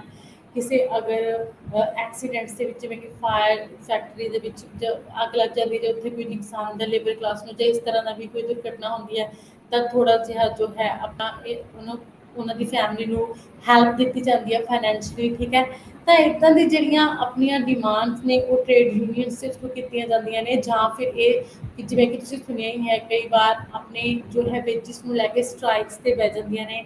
ਜਿਹੜੀ ਆਪਣੀ ਲੇਬਰ ਕਲਾਸ ਹੈ ਇਹ ਟ੍ਰੇਡ ਕਰ ਦਿੰਦੀ ਹੈ ਕਿ ਸਾਨੂੰ ਇੰਨੀਆਂ ਵੇਜਿਸ ਮਿਲਣੀਆਂ ਜਾਣੀਆਂ ਚਾਹੀਦੀਆਂ ਨੇ, ਸਾਡੀਆਂ ਇਹ ਡਿਮਾਂਡਸ ਨੇ। ਠੀਕ ਹੈ, ਸਾਨੂੰ ਸਾਡੇ ਦੇ ਵਿੱਚ ਸਾਡੀ ਸੈਲਰੀਜ਼ ਦੇ ਵਿੱਚ ਇਨਕਰੀਜ਼ ਹੋਣਾ ਚਾਹੀਦਾ ਹੈ, ਜਾਂ ਸਾਡੀ ਵੇਜਿਸ ਇਨਕਰੀਜ਼ ਹੋਣੀਆਂ ਚਾਹੀਦੀਆਂ ਨੇ, ਜਾਂ ਸਾਡੀਆਂ ਸਕਿੱਲਸ ਦੇ ਅਕੋਰਡਿੰਗ ਹੋਣੀਆਂ ਚਾਹੀਦੀਆਂ ਨੇ। ਠੀਕ ਹੈ, ਤਾਂ ਇਹ ਜੋ ਟ੍ਰੇਡ ਯੂਨੀਅਨਸ ਨੇ ਇਹ ਕੀ ਕਰਦੀਆਂ ਨੇ, ਆਪਣੀਆਂ ਲੇਬਰ ਯੂਨੀਅਨਸ ਇਹ ਲੇਬਰ ਦੇ ਲਈ, ਲੇਬਰ ਦੇ ਰਾਈਟਸ ਦੇ ਵਿੱਚ ਕੀ ਆ ਅੱਗੇ ਆਉਂਦੀਆਂ ਨੇ ਤੇ ਉਹਨਾਂ ਮਜ਼ਦੂਰ ਸੰਗਠਨ ਬਣਾ ਕੇ ਆਪਣੀਆਂ ਜੋ ਵੀ ਡਿਮਾਂਡਸ ਨੇ, ਠੀਕ ਹੈ, ਉਹਨਾਂ ਨੂੰ ਅੱਗੇ ਰੱਖਦੇ ਨੇ ਤੇ ਆਪਣੀਆਂ ਡਿਮਾਂਡਸ ਨੂੰ ਪੂਰਾ ਕਰਵਾਉਂਦੇ ਨੇ, ਜੋ ਵੀ ਉਹਨਾਂ ਦੀਆਂ ਡਿਮਾਂਡਸ ਹੁੰਦੀਆਂ ਨੇ। ਠੀਕ ਹੈ, ਤਾਂ ਲੇਬਰ ਯੂਨੀਅਨਸ ਦਾ ਵੀ ਮੇਨ ਰੋਲ ਹੈ ਵੇਜਿਸ ਦੇ ਵਿੱਚ, ਕਿਉਂਕਿ ਇਹਨਾਂ ਦੇ ਥਰੂ ਜਿਹੜੀਆਂ ਵੇਜਿਸ ਨੇ ਘੱਟ ਤੋਂ ਘੱਟ ਮਿਨੀਮਮ ਵੇਜਿਸ ਨੇ ਜੋ ਫਿਕਸ ਕਰਵਾਈਆਂ ਜਾਂਦੀਆਂ ਨੇ ਕਿ ਅਸੀਂ ਇਸ ਵੇਜਿਸ ਤੋਂ ਘੱਟ ਇਕੋਨਮੀ ਦੇ ਵਿੱਚ ਕੰਮ ਨਹੀਂ ਕਰਾਂਗੇ। ਤਾਂ ਇਹ ਨੇ ਜੋ ਲੇਬਰ ਕਲਾਸ ਦੇ ਲਈ ਪਾਲਿਸੀਜ਼ ਬਣਾਈਆਂ ਗਈਆਂ ਨੇ ਲੇਬਰ ਦੀ ਐਕਸਪਲੋਇਟੇਸ਼ਨ ਤੋਂ ਬਚਾਉਣ ਦੇ ਲਈ, ਕਿਉਂਕਿ ਲੇਬਰ ਕਲਾਸ ਦੇ ਨਾਲ ਬਹੁਤ ਤਰ੍ਹਾਂ ਦੇ ਦੁਰਵਿਵਹਾਰ ਕੀਤੇ ਜਾਂਦੇ ਸੀ। ਉਹਨਾਂ ਨੂੰ ਪ੍ਰੋਪਰ ਟਾਈਮ 'ਤੇ ਪੈਸੇ ਨਹੀਂ ਦਿੱਤੇ ਜਾਂਦੇ ਸੀਗੇ, ਜਾਂ ਫਿਰ ਉਹਨਾਂ ਛੋਟੇ ਬੱਚਿਆਂ ਤੋਂ ਕੰਮ ਕਰਵਾਇਆ ਜਾਂਦਾ ਸੀਗਾ। ਠੀਕ ਹੈ, ਬਹੁਤ ਜ਼ਿਆਦਾ ਭਿਆਨਕ ਥਾਵਾਂ 'ਤੇ ਫੈਕਟਰੀਜ਼ ਦੇ ਵਿੱਚ ਜਿੱਥੇ ਡਰ ਹੁੰਦਾ ਹੈ। ਠੀਕ ਹੈ, ਲੋਹਾ ਆਇਰਨ ਇੰਡਸਟਰੀਜ਼ ਦੇ ਵਿੱਚ ਲਾਈਕ, ਐਂਡ ਉਸ ਤੋਂ ਬਾਅਦ ਕਿ ਕਈ ਵਾਰ ਕੀ ਹੁੰਦਾ ਸੀਗਾ ਕਿ ਪੈਸੇ ਘੱਟ ਦੇ ਕੇ ਕੰਮ ਕਰਵਾਇਆ ਜਾਂਦਾ ਸੀ, ਜਾਂ ਫਿਰ ਜ਼ਿਆਦਾ ਵਰਕ ਕਰਵਾਉਣਾ ਤੇ ਪੈਸੇ ਉਹਨਾਂ ਤੋਂ ਘੱਟ ਦੇਣੇ ਉਹਨਾਂ ਨੂੰ, ਜਿਵੇਂ ਕਿ ਓਵਰ ਟਾਈਮ ਲਗਵਾਉਣਾ। ਠੀਕ ਹੈ, ਇਸ ਤਰ੍ਹਾਂ ਦੀ ਜਿਹੜੀ ਐਕਸਪਲੋਇਟੇਸ਼ਨ ਸੀਗੀ ਲੇਬਰ ਦੀ ਉਹ ਨਾ ਹੋਵੇ, ਉਹਨਾਂ ਤੋਂ ਬਚਾਉਣ ਦੇ ਲਈ ਲੇਬਰ ਕਲਾਸ ਨੂੰ ਮਿਨੀਮਮ ਵੇਜਿਸ ਲਾਅ ਐਂਡ ਜੋ ਲੇਬਰ ਯੂਨੀਅਨਸ ਨੇ ਉਹ ਬਣੀਆਂ ਨੇ, ਉਹਨਾਂ ਨੂੰ ਥੋੜ੍ਹੀ ਜਿਹੀ ਰਾਹਤ ਦੇਣ ਦੇ। ਇਸ ਤੋਂ ਬਾਅਦ ਹੈ ਵਾਈ ਵੇਜਿਸ ਡਿਫਰ। ਕਹਿੰਦੀ ਮਜ਼ਦੂਰੀ ਦੀ ਦਰ ਕਿਉਂ ਭਿੰਨ ਹੁੰਦੀ ਹੈ। ਮਜ਼ਦੂਰੀ ਦੀ ਦਰ ਜੋ ਵੇਜਿਸ ਨੇ, ਜੋ ਮਜ਼ਦੂਰਾਂ ਨੂੰ ਦਿੱਤੀਆਂ ਜਾਂਦੀਆਂ ਨੇ, ਕਹਿੰਦੀ ਉਹ ਡਿਫਰੈਂਟ ਕਿਉਂ ਹੁੰਦੀਆਂ ਨੇ ਵੇਜਿਸ ਡਿਫਰੈਂਟ। ਠੀਕ ਹੈ, ਜਿਵੇਂ ਕਿ ਤੁਸੀਂ ਦੇਖਿਆ ਹੀ ਹੈ ਕਿ ਜੋ ਪਰਸਨਸ ਨੇ ਉਹ ਸੇਮ ਹੁੰਦੇ ਨੇ। ਜੋ ਲੇਬਰ ਕਲਾਸ ਹੈ, ਲੇਬਰ ਕਲਾਸ ਦੇ ਵਿੱਚ ਜੋ ਲੇਬਰ ਆਉਂਦੀ ਹੈ ਉਹ ਵੀ ਸੇਮ ਹੁੰਦੀ ਹੈ, ਉਹਨਾਂ ਦੀ ਬੋਡੀ ਸਟਰਕਚਰ ਸੇਮ ਹੁੰਦੀ ਆ, ਉਹਨਾਂ ਦੀ ਹੈਂਡਸ, ਲੈਗਸ, ਹੈਡ ਸਭ ਕੁਝ ਸੇਮ ਹੁੰਦੇ ਨੇ, ਲੇਕਿਨ ਉਹਨਾਂ ਦੇ ਵੇਜਿਸ ਦੇ ਵਿੱਚ ਡਿਫਰੈਂਸ ਹੁੰਦਾ। ਉਹ ਡਿਫਰੈਂਸ ਹੁੰਦਾ ਕਿਉਂ ਹੁੰਦਾ ਹੈ? ਉਹਨਾਂ ਦੀ ਸੈਲਰੀ ਹੈ ਜਿਹੜੀ, ਉਹਨਾਂ ਦੇ ਵੇਜਿਸ ਹੈ ਜਿਹੜੀਆਂ ਉਹ ਡਿਫਰੈਂਟ ਕਿਉਂ ਹੁੰਦੀਆਂ ਨੇ? ਇਹਨਾਂ ਦੇ 3 ਮੇਨ ਰੀਜ਼ਨਸ ਨੇ ਜਿਨ੍ਹਾਂ ਦੇ ਕਰਕੇ ਇਹਨਾਂ ਦੀ ਜਿਹੜੀ ਵੇਜਿਸ ਨੇ ਡਿਫਰੈਂਟ ਹੁੰਦੀਆਂ ਨੇ। ਉਹ ਕੀ ਹੈ? First is a compensative wage different, compensative wage different, ਜਿਵੇਂ ਕਿ ਜਿਹੜਾ ਮੁਆਵਜ਼ਾ ਮਜ਼ਦੂਰਾਂ ਨੂੰ ਦਿੱਤਾ ਜਾਂਦਾ ਹੈ ਉਹਦੇ ਵਿੱਚ ਕੀ ਹੁੰਦਾ ਹੈ, ਡਿਫਰੈਂਸ ਹੁੰਦਾ ਹੈ। ਉਹਦੇ ਵਿੱਚ ਡਿਫਰੈਂਸ ਹੁੰਦਾ ਜਿਵੇਂ ਕਿ ਫॉर एग्जांपल ਇੱਕ ਪਰਸਨ ਹੈ ਜੋ ਉਹ ਟੀਚਰ ਹੈ, ਉਹ ਆਪਣਾ ਟੀਚ ਕਰ ਰਿਹਾ ਸਕੂਲ ਦੇ ਵਿੱਚ, ਉਹਦੀ ਹੈਲਪ ਸੈਲਰੀ 15 ਜਾਂ 20,000 ਹੈ, ठीक है, मीन्स पर डे ਉਹਦੀ ਸੈਲਰੀ ਕੀ ਆ 500। ਲੇਕਿਨ ਇੱਕ ਵਿਅਕਤੀ ਜੋ ਹੈ ਉਹ ਕੰਮ ਕਰ ਰਿਹਾ ਹੈ ਕਿਸੇ ਫੈਕਟਰੀ ਦੇ ਵਿੱਚ, ਲੇਕਿਨ ਉਹਦੀ ਜਿਹੜੀ ਪਰ ਡੇ ਵੇਜਿਸ ਹੈ ਉਹ ਕਿੰਨੀ ਹੈ 300 ਹੈ। ਇੱਕ ਪਰਸਨ ਦੀ ਜਿਹੜੀ ਪਰ ਡੇ ਵੇਜ ਰੇਟ ਹੈ वो 300 है, दूसरी साइड जो पर्सन है ਉਹਦਾ ਵੇਜ ਰੇਟ 500 ਹੈ। There is a difference between 3 and 500, but why compensation ਮੁਆਵਜ਼ੇ ਦੇ ਵਿੱਚ ਕਿਉਂ ਡਿਫਰੈਂਸ ਹੈ, ਕਿਉਂਕਿ ਇੱਥੇ ਜਿਹੜੀ ਫੈਕਟਰੀ ਦੇ ਵਿੱਚ ਲੇਬਰ ਵਰਕ ਕਰ ਰਹੀ ਹੈ ਉਹ ਅਨਸਕਿਲਡ ਹੈ, ਅਨਨੌਲੇਜ ਹੈ, ਉਹ ਪੜ੍ਹੀ ਲਿਖੀ ਨਹੀਂ ਹੈਗੀ, ਠੀਕ ਹੈ, ਉਹਨੂੰ ਕੈਜੂਅਲ ਵਰਕ ਮਿਲ ਰਿਹਾ, ਠੀਕ ਹੈ, ਉਹਨੂੰ ਪਤਾ ਕਿ ਮੈਂ ਇਹ ਕੰਮ ਕਰਨਾ ਹੈ, ਹੈਂਡ ਦੇ ਥਰੂ ਕੰਮ ਕਰਨਾ, ਉਹ ਈਜ਼ੀਲੀ ਕਰ ਲਏਗਾ, ਉਹਦੇ ਲਈ ਕੋਈ ਵੀ ਟ੍ਰੇਨਿੰਗ ਦੀ ਲੋੜ ਨਹੀਂ, ਕੋਈ ਕਿਸੇ ਵੀ ਸਟੱਡੀ ਦੀ ਲੋੜ ਨਹੀਂ। ਲੇਕਿਨ ਜਿਹੜਾ ਦੂਸਰਾ ਬੰਦਾ ਟੀਚਰ ਹੈ, ਟੀਚਰ ਦੀ ਜੌਬ ਕਰ ਰਿਹਾ ਹੈ, ਉਹਨੇ ਇਨਵੈਸਟ ਕੀਤਾ ਹੈ, ਠੀਕ ਹੈ, ਉਹ ਪੜ੍ਹਿਆ ਲਿਖਿਆ ਹੈ, ਉਹਦੀ ਮਾइंड ਦੀ थिंकिंग हो रहा है, ठीक है, ਉਹਦੀ लैंग्वेज हो रहा है, ठीक है, ਉਹਦਾ ਬॉडी जो है अपना बोल सकते पर्सनैलिटी हो रहा है, क्योंकि ਉਹ ਸਾਨੂੰ ਦਿਖ ਰਹੀ ਹੈ, ਕਿਤੇ ਨਾ ਕਿਤੇ ਉਹਦੇ ਵਿੱਚ ਸ਼ੋ ਹੋ ਰਹੀ ਹੈ। ਜਾਂ ਫਿਰ ਇੱਥੇ ਕੀ ਹੁੰਦਾ ਮਾਰਜਿਨਲ ਪ੍ਰੋਡਕਟਿਵਿਟੀ ਹੁੰਦਾ ਹੈ ਕਿ ਉਹਦੀ ਜਿਹੜੀ ਕਈ ਵਾਰ ਇੱਕ ਫੈਕਟਰੀ ਦੇ ਵਿੱਚ ਹੀ ਜੋ ਡਿਫਰੈਂਟ ਵਰਕਰਸ ਨੇ, ਥੋੜਾ ਜਿਹਾ 올ਡ ਪੀਪਲ ਹੈ ਉਹਨੂੰ 400 ਐਂਡ ਥੋੜਾ ਜਿਹਾ ਯੰਗ ਉਹਨੂੰ 500, ਕਿਉਂਕਿ ਉਹਦੀ ਮਾਰਜਿਨਲ ਪ੍ਰੋਡਕਟਿਵਿਟੀ ਦੇ ਵਿੱਚ ਡਿਫਰੈਂਟ ਹੁੰਦਾ ਹੈ। ਜਿਹੜਾ 올ਡ ਪਰਸਨ ਹੈ ਉਹ ਥੋੜਾ ਜਿਹਾ ਘੱਟ ਕੰਮ ਕਰ ਸਕਦਾ ਹੈ, ਠੀਕ ਹੈ, ਉਹਦੇ ਵਿੱਚ ਪਾਵਰ ਘੱਟ ਹੁੰਦੀ ਹੈ, એનર્ਜੀ ਘੱਟ ਹੁੰਦੀ ਹੈ। ਲੇਕਿਨ ਜਿਹੜਾ ਦੂਸਰਾ ਪਰਸਨ ਹੈ ਉਹਦੇ ਵਿੱਚ ਕੀ ਹੈ, એનર્ਜੀ ਜ਼ਿਆਦਾ ਹੁੰਦੀ ਹੈ, ਉਹ ਤੋਂ ਬਦਲੇ ਜ਼ਿਆਦਾ ਤੇਜ਼ੀ ਦੇ ਨਾਲ ਕੰਮ ਕਰਦਾ ਹੈ। ਤਾਂ ਇਹ ਰੀਜ਼ਨ ਹੈ ਫਰਸਟ ਕੰਪਨਸੇਟਿਵ ਵੇਜ ਡਿਫਰੈਂਸ, ਜਿਹਦੇ ਕਰਕੇ ਜਿਹੜਾ ਆਪਣਾ ਮੁਆਵਜ਼ਾ ਹੈ ਉਹਨਾਂ ਨੂੰ ਡਿਫਰੈਂਟ ਦਿੱਤਾ ਜਾਂਦਾ ਹੈ ਵੇਜਿਸ ਨੇ ਜਿਹੜੀਆਂ। Second is a difference in human capital investment. ਕਹਿੰਦੇ ਆਪਾਂ ਕੀ ਆ ਮੇਨ ਜੋ ਹੈ ਇਹ ਵੀ ਹੈ ਕਿ ਪੂੰਜੀ ਮਨੁੱਖੀ ਪੂੰਜੀ ਨਿਵੇਸ਼ ਵਿੱਚ ਅੰਤਰ, ਕਿ ਹਿਊਮਨ ਕੈਪੀਟਲ ਇਨਵੈਸਟਮੈਂਟ ਦੇ ਵਿੱਚ ਕੀ ਹੁੰਦਾ ਡਿਫਰੈਂਸ ਹੁੰਦਾ। ਜਿਵੇਂ ਕਿ ਹੁਣ ਅਸੀਂ ਆ, ਸਾਡੀ ਜੋ ਹਿਊਮੈਨਿਟੀ ਹੈ ਉਹਦੇ ਵਿੱਚ ਕੈਪੀਟਲ ਇਨਵੈਸਟਮੈਂਟ ਕਿਸੇ ਦੇ ਵਿੱਚ ਘੱਟ ਹੁੰਦੀ ਹੈ, ਕਿਸੇ ਦੇ ਵਿੱਚ ਵੱਧ ਹੁੰਦੀ ਹੈ, ਠੀਕ ਹੈ। ਮੰਨ ਲਓ ਕਿਸੇ 2 ਪਰਸਨਸ ਨੇ ਘਰ ਦੇ ਵਿੱਚ, ਠੀਕ ਹੈ, ਇੱਕ ਦੇ ਵਿੱਚ ਇਨਵੈਸਟ ਜ਼ਿਆਦਾ ਕੀਤਾ ਹੈ, ਉਹਨੂੰ ਡਾਕਟਰ ਬਣਾ ਦਿੱਤਾ, ਠੀਕ ਹੈ, ਉਹ ਡਾਕਟਰ ਬਣਿਆ ਹੋਇਆ ਹੈ, ਤੇ ਦੂਸਰਾ ਬੱਚਾ ਨਹੀਂ ਪੜ੍ਹਿਆ, ਉਹਦੇ ਵਿੱਚ ਕੈਪੀਟਲ ਇਨਵੈਸਟਮੈਂਟ ਘੱਟ ਕੀਤੀ ਹੈ, ਤਾਂ ਉਹ ਆਮ ਨੋਰਮਲ ਜਿੱਥੇ ਵੀ ਵਰਕ ਮਿਲ ਜਾਏ ਤਾਂ ਉੱਥੇ ਕੀ ਕਰ ਲੈਂਦਾ, ਵਰਕ ਕਰ ਦਿੰਦਾ। ਤਾਂ ਇੱਕ ਤੇ ਕੀ ਆ ਕਾਸਟ ਘੱਟ ਹੈ, ਠੀਕ ਹੈ, ਉਹ ਪੜ੍ਹਿਆ ਲਿਖਿਆ ਨਹੀਂ ਹੈ, ਬਸ ਉਹ ਨੋਰਮਲ ਕੰਮ ਆਉਂਦਾ ਹੈ ਉਹਨੂੰ, ਤੇ ਦੂਸਰੇ ਤੇ ਜਿਹੜੀ ਕੈਪੀਟਲ ਇਨਵੈਸਟਮੈਂਟ ਹੈ ਉਹ ਸਾਡੀ ਜ਼ਿਆਦਾ ਹੋਈ ਹੋਈ ਹੈ, ਕਿਉਂਕਿ ਉਹਨੂੰ ਡਾਕਟਰ ਬਣਾਉਣ ਦੇ ਵਿੱਚ ਸਾਡੇ ਲੱਖਾਂ ਕਰੋੜਾਂ ਰੁਪਏ ਨੇ ਕੀ ਜੋ ਲੱਗੇ ਹੋਏ ਨੇ। ਤਾਂ there is a different between two persons, two situations, ਇੱਕ ਦੇ ਵਿੱਚ ਇਨਵੈਸਟਮੈਂਟ ਜ਼ਿਆਦਾ, ਇੱਕ ਦੇ ਵਿੱਚ ਇਨਵੈਸਟਮੈਂਟ ਘੱਟ। ਤਾਂ ਇਹ ਸਾਡੀ ਮੈਂਟੈਲਿਟੀ ਬਣ ਜਾਂਦੀ ਹੈ, ਜਿਹੜਾ ਜ਼ਿਆਦਾ ਜਿਹਦੇ ਇਨਵੈਸਟ ਕੀਤਾ ਹੈ, ਜਿਹੜਾ ਡਾਕਟਰ ਬਣਿਆ ਹੋਇਆ ਹੈ ਉਹ ਘੱਟ ਵੇਜਿਸ ਤੇ, ਜਿਵੇਂ ਕਿ ਉਹਨੂੰ ਅਗਰ ਪਰ ਮੰਥ 20,000 ਮਿਲ ਰਿਹਾ ਹੈ ਤਾਂ ਡਾਕਟਰ ਕੰਮ ਕਰਨ ਦੇ ਲਈ ਤਿਆਰ ਨਹੀਂ ਹੋਏਗਾ। ਲੇਕਿਨ ਜੋ ਦੂਸਰਾ ਉਸਦੇ ਨਾਲ ਦਾ ਹੈ ਉਸਨੂੰ ਅਗਰ 20,000 ਕਹਿ ਦਿੱਤਾ ਜਾਵੇ ਤਾਂ ਉਸ ਤੇ ਕੰਮ ਕਰਨ ਦੇ ਲਈ ਤਿਆਰ ਹੋਏਗਾ, ਕਿਉਂਕਿ ਉਹਨੂੰ ਪਤਾ ਹੈ ਕਿ ਉਹਦੇ ਕੋਲ ਕੋਈ ਐਜੂਕੇਸ਼ਨ ਨਹੀਂ ਹੈਗਾ, ਉਹ ਐਕਸਪਰਟਿਸ ਨਹੀਂ ਹੈਗਾ, ਐਕਸਪੀਰੀਅੰਸ ਨਹੀਂ ਹੈਗਾ ਉਹਦੇ ਕੋਲ, ਠੀਕ ਹੈ। लेकिन एक पर्सन कोल डिग्रीज में एक्सपीरियंस है, ठीक है, उन्हें बहुत ज़्यादा कैपिटल इन्वेस्टमेंट की है, जी उन्हें कैपिटल उनकी मूव ऑन भी करनी, तो वो कैपिटल इन्वेस्टमेंट उन्हें क्यों की है, क्योंकि उन्हें अगे जाके अपना रुतबा ऊंचा करना है, हायर स्टेटस बनाना है, ठीक है, हायर एजुकेशन के थ्रू जो उन्होंने स्टडी लीती है वो उन्हें खरा उतरना है, तदों वो रिक्वायरमेंट्स भी उच्चियां ही होंगे, तदों जी जॉब है वो उच्ची ही चाहेगा कि मैनू जी सैलरी है, पेमेंट्स भी वो मैंने ज़्यादा ही मिलन, ठीक है। तो इतने कैपिटल ह्यूमन कैपिटल इन्वेस्टमेंट पर भी है जो साड़ी वेजिस डिपेंड करती हैं। तो एक डॉक्टर की जो है सैलरी वो उसके नालों ज़्यादा होएगी ही होएगी, क्योंकि ਉਹਦੇ ਕੋਲ एजुकेशन स्किल्स डिग्रीज एक्सपीरियंसिस है। एंड उस तो बाद है डिफरेंस इन अवेलेबिलिटी, कहते वेजिस डिफरेंट होने का रीजन एक ये भी है कि जी अपनी अवेलेबिलिटी है वो डिफरेंस होती है। अवेलेबिलिटी का मतलब योग्यता, एफिशिएंसी, पावर, वर्किंग एफिशिएंसी कि काम करने की कुशलता, कहते हर एक परसन की काम करने की कुशलता है जी वो इको जिही नहीं होती। ਉਹਨਾਂ ਦੀ ਆਪਣੀ ਬੋਡੀ ਸਟਰਕਚਰਸ ਹੋ ਗਿਆ, ਕਿਸੇ ਦੀ ਸਟਰੈਂਥ ਵੀਕ ਹੁੰਦੀ ਹੈ, ਕਿਸੇ ਦੀ ਸਟਰੈਂਥ ਜ਼ਿਆਦਾ ਹੁੰਦੀ ਆ। ਕਈ ਇੱਕ ਪਰਸਨ ਨੂੰ ਸੇਮ ਕੰਮ ਅਗਰ ਮਿਲਦਾ ਹੈ ਤਾਂ ਇੱਕ ਪਰਸਨ ਉਹਨੂੰ 1 ਘੰਟੇ ਦੇ ਵਿੱਚ ਕਰ ਸਕਦਾ ਤੇ ਉਹੀ ਸੇਮ ਦੂਸਰਾ ਪਰਸਨ ਉਹਨੂੰ 2 ਘੰਟੇ ਦੇ ਵਿੱਚ ਕਰੇਗਾ। ਤਾਂ ਇੱਥੇ ਦੋਨਾਂ ਦੇ ਵਿੱਚ ਡਿਫਰੈਂਸ ਕੀ ਹੋਏਗਾ ਕਿ ਇੱਕ ਦੇ ਵਿੱਚ ਸਟਰੈਂਥ ਜ਼ਿਆਦਾ ਹੈ, ਇੱਕ ਦੇ ਵਿੱਚ ਜਿਹੜੀ ਐਫੀਸ਼ੀਐਂਸੀ ਵਰਕਿੰਗ ਦੀ ਜ਼ਿਆਦਾ ਹੈ ਤੇ ਦੂਸਰੇ ਦੇ ਵਿੱਚ ਘੱਟ ਹੈ। ਤਾਂ ਜਿਹਦੀ ਐਫੀਸ਼ੀਐਂਸੀ ਜ਼ਿਆਦਾ ਹੈ, ਅਬਿਲਿਟੀ ਜ਼ਿਆਦਾ ਹੈ, ਤਾਂ ਉਹਨੂੰ ਜਿਹੜੀ ਐਬਿਲਿਟੀਜ਼ ਨੇ ਉਹ ਜ਼ਿਆਦਾ ਮਿਲਣਗੀਆਂ ਦੂਸਰੇ ਦੇ ਨਾਲੋਂ। ਤੇ ਇਸ ਤੋਂ ਬਾਅਦ ਇੱਥੇ ਹੋਰ ਡਿਫਰੈਂਸ ਕੀ ਹੁੰਦਾ ਹੈ, ਡਿਫਰੈਂਸ ਇਨ ਅਬਿਲਿਟੀ ਤੋਂ ਇਲਾਵਾ ਜਿਹੜਾ ਮੋਸਟਲੀ ਆਈਕਿਊ ਲੈਵਲ ਹੈ ਆਪਣਾ ਮੈਂਟਲ, ਇੱਥੇ ਮੈਂਟਲ ਐਂਡ ਫਿਜ਼ੀਕਲੀ ਡਿਫਰੈਂਸ ਹੁੰਦੇ ਨੇ। ਮੈਂਟਲ ਦੇ ਵਿੱਚ ਕੀ ਹੋਏਗਾ, ਮੈਂਟਲੀ ਡਿਫਰੈਂਸ ਦੇ ਵਿੱਚ ਆਈਕਿਊ ਲੈਵਲ, ਕਿਸੇ ਬੱਚੇ ਦਾ ਆਈਕਿਊ ਲੈਵਲ ਜ਼ਿਆਦਾ ਹੋਏਗਾ, ਕਿਸੇ ਦਾ ਘੱਟ ਹੋਏਗਾ।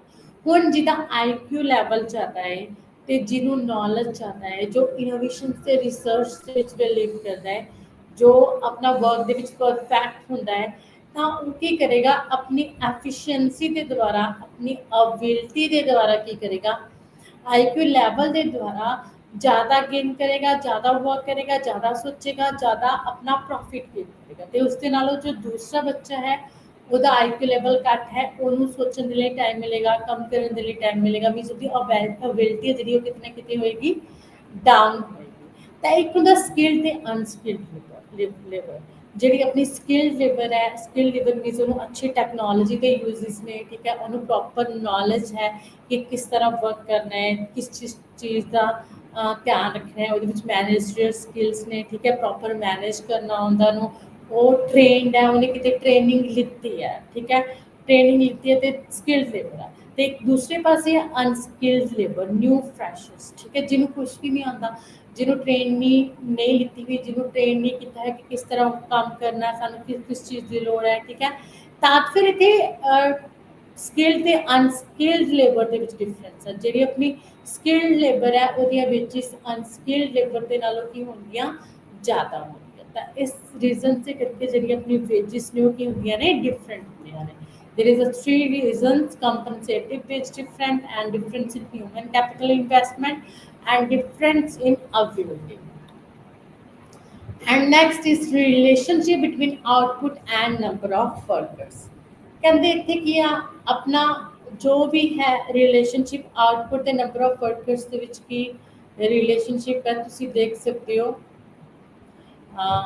ਆਊਟਪੁੱਟ ਦਾ ਮਤਲਬ ਜੋ ਵੀ ਆਪਾਂ ਪ੍ਰੋਡਕਸ਼ਨ ਕਰ ਰਹੇ ਹਾਂ, ਜੋ ਵੀ ਪ੍ਰੋਡਕਸ਼ਨ ਕਰਨੀ ਆ। ਨੰਬਰ ਆਫ ਵਰਕਰਸ ਹੋ ਗਏ ਆਪਣੇ ਕਿ ਆਪਾਂ ਆਊਟਪੁੱਟ ਦੇ ਲਈ ਕਿੰਨੇ ਨੰਬਰ ਆਫ ਵਰਕਰਸ ਨੇ ਜਿਹੜੇ ਲੈ ਰਹੇ ਨੇ। ਆਊਟਪੁੱਟ ਇਨਕਰੀਜ਼ ਕਰਨ ਦੇ ਲਈ ਕਿੰਨੇ ਨੰਬਰ ਆਫ ਵਰਕਰਸ ਇਨਕਰੀਜ਼ ਕਰਾਂਗੇ, ਆਊਟਪੁੱਟ ਡਿਕਰੀਜ਼ ਕਰਨ ਦੇ ਲਈ ਕਿੰਨੇ ਨੰਬਰ ਆਫ ਵਰਕਰਸ ਨੇ ਜਿਹੜੇ ਡਿਕਰੀਜ਼ ਕਰਾਂਗੇ। ਤਾਂ ਰਿਲੇਸ਼ਨਸ਼ਿਪ ਕੀ ਆ output and number of workers ਦੇ ਵਿੱਚ। ਜਿਵੇਂ ਕਿ ਆਪਾਂ ਨੇ ਪਰਫੈਕਟ ਕੰਪੀਟੀਸ਼ਨ ਦੇ ਵਿੱਚ ਦੇਖਿਆ ਸੀਗਾ ਕਿ ਪਰਫੈਕਟ ਕੰਪੀਟੀਸ਼ਨ ਦੇ ਵਿੱਚ ਅਗਰ ਪ੍ਰਾਈਸ ਇਨਕਰੀਜ਼ ਹੋਏਗਾ ਜਾਂ ਲੇਬਰ ਦੀ ਜਿਹੜੀ ਮਾਰਜਨਲ ਪ੍ਰੋਡਕਟਿਵਿਟੀ ਆ ਇਨਕਰੀਜ਼ ਹੋਏਗੀ, ਤਾਂ ਨੰਬਰ ਆਫ ਵਰਕਰਸ ਨੂੰ ਆਪਾਂ ਕੀ ਕਰਾਂਗੇ, ਜ਼ਿਆਦਾ ਯੂਜ਼ ਕਰਾਂਗੇ, ਆਊਟਪੁੱਟ ਆਪਣੀ ਜ਼ਿਆਦਾ ਹੋਏਗੀ। ਤਦ ਇੱਥੇ ਕੀ ਆ, ਆਪਣਾ ਰਿਲੇਸ਼ਨਸ਼ਿਪ ਦੱਸਿਆ ਹੈ output and number of workers ਦੇ ਵਿੱਚ। ਫਰਸਟ ਤੇ ਕੀ ਆ, ਫਰਸਟ ਕਾਲਮ ਦੇ ਵਿੱਚ ਨੰਬਰ ਆਫ ਵਰਕਰਸ ਨੇ, ਠੀਕ ਹੈ, ਜੋ 0 to 8 ਨੇ। ਐਂਡ ਸੈਕਿੰਡ ਦੇ ਵਿੱਚ ਕੰਪਿਊਟਰ ਪ੍ਰੋਡਿਊਸਡ ਪਰ ਈਅਰ ਕੰਪਿਊਟਰਸ ਦੀ ਪ੍ਰੋਡਕਸ਼ਨ ਦੱਸੀ ਹੋਈ ਹੈ। ਐਂਡ ਥਰਡ ਦੇ ਵਿੱਚ ਮਾਰਜਨਲ ਪ੍ਰੋਡਕਸ਼ਨ ਦੱਸੀ ਹੋਈ ਹੈ। ਐਂਡ ਫੋਰਥ ਦੇ ਵਿੱਚ ਵੈਲਿਊ ਆਫ ਮਾਰਜਨਲ ਪ੍ਰੋਡਕਟ ਦੱਸਿਆ ਹੈ ਇਨ ਰੁਪੀਜ਼ ਦੇ ਵਿੱਚ, ਕਿ ਜਿੰਨੀ ਮਾਰਜਨਲ ਪ੍ਰੋਡਕਸ਼ਨ ਸਾਡੀ ਹੋਈ ਹੈ ਉਹਦੇ ਸਾਨੂੰ ਕਿੰਨੇ ਜਿਹੜੇ ਰੁਪੀਜ਼ ਨੇ ਮਿਲ ਰਹੇ ਨੇ। ਤਾਂ ਸਭ ਤੋਂ ਪਹਿਲਾਂ ਤੁਸੀਂ ਦੇਖ ਸਕਦੇ ਹੋ ਕਿ ਆਪਣੀ ਫਰਸਟ ਦੇ ਵਿੱਚ 0 ਆਪਾਂ ਨੇ ਨੰਬਰ ਆਫ ਵਰਕਰਸ ਚੂਜ਼ ਕੀਤੇ ਨੇ। ਆਪਣੇ ਕੰਪਿਊਟਰਸ ਦੀ ਪ੍ਰੋਡਕਸ਼ਨ ਵੀ 0 ਆ, ਮਾਰਜਨਲ ਪ੍ਰੋਡਕਟ ਆਪਣੀ ਕੁਝ ਵੀ ਨਹੀਂ ਹੈਗੀ, value of marginal products rupees ਕੁਛ ਨਹੀਂ, ਕਿਉਂਕਿ ਅਸੀਂ 0 ਪ੍ਰੋਡਕਸ਼ਨ ਕਰ ਰਹੇ ਹਾਂ, ਨਾ ਤਾਂ ਸਾਨੂੰ ਕੋਈ ਰੁਪੀਜ਼ ਦੇ ਵਿੱਚ ਇਨਕਮ ਮਿਲੇਗੀ ਤੇ ਨਾ ਹੀ ਸਾਡੀ ਮਾਰਜਨਲ ਪ੍ਰੋਡਕਟ ਹੋਏਗੀ। ਉਸ ਤੋਂ ਬਾਅਦ ਅਸੀਂ 1 ਲੇਬਰ ਯੂਜ਼ ਕੀਤੀ, ਸਾਡੀ ਜਿਹੜੀ ਕੰਪਿਊਟਰਸ ਪਰ ਈਅਰ ਕਿੰਨੇ ਪ੍ਰੋਡਿਊਸ ਹੋਏ, 15 ਕੰਪਿਊਟਰ ਪ੍ਰੋਡਿਊਸ ਹੋਏ।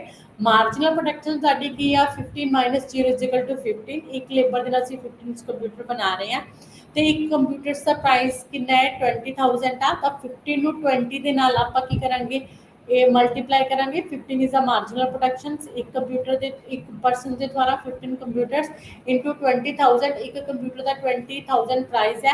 ਦੈਨ 15 ਕੰਪਿਊਟਰਸ ਦਾ ਕਿੰਨਾ ਪ੍ਰਾਈਸ ਹੋਏਗਾ, ਉਹਨੂੰ 20,000 ਨਾਲ ਕੀ ਕਰਾਂਗੇ ਆਪਾਂ, 15 ਨੂੰ ਮਲਟੀਪਲਾਈ ਕਰਾਂਗੇ। ਦੈਨ ਟੋਟਲ ਜੋ ਸਾਡੀ ਇਨਕਮ ਹੈ ਵੈਲਿਊ ਆਫ ਮਾਰਜਨਲ ਪ੍ਰੋਡਕਟ ਉਹ ਕਿੰਨੀ ਹੈ, 3 ਲੱਖ ਹੈ। ਤੇ ਉਸ ਤੋਂ ਬਾਅਦ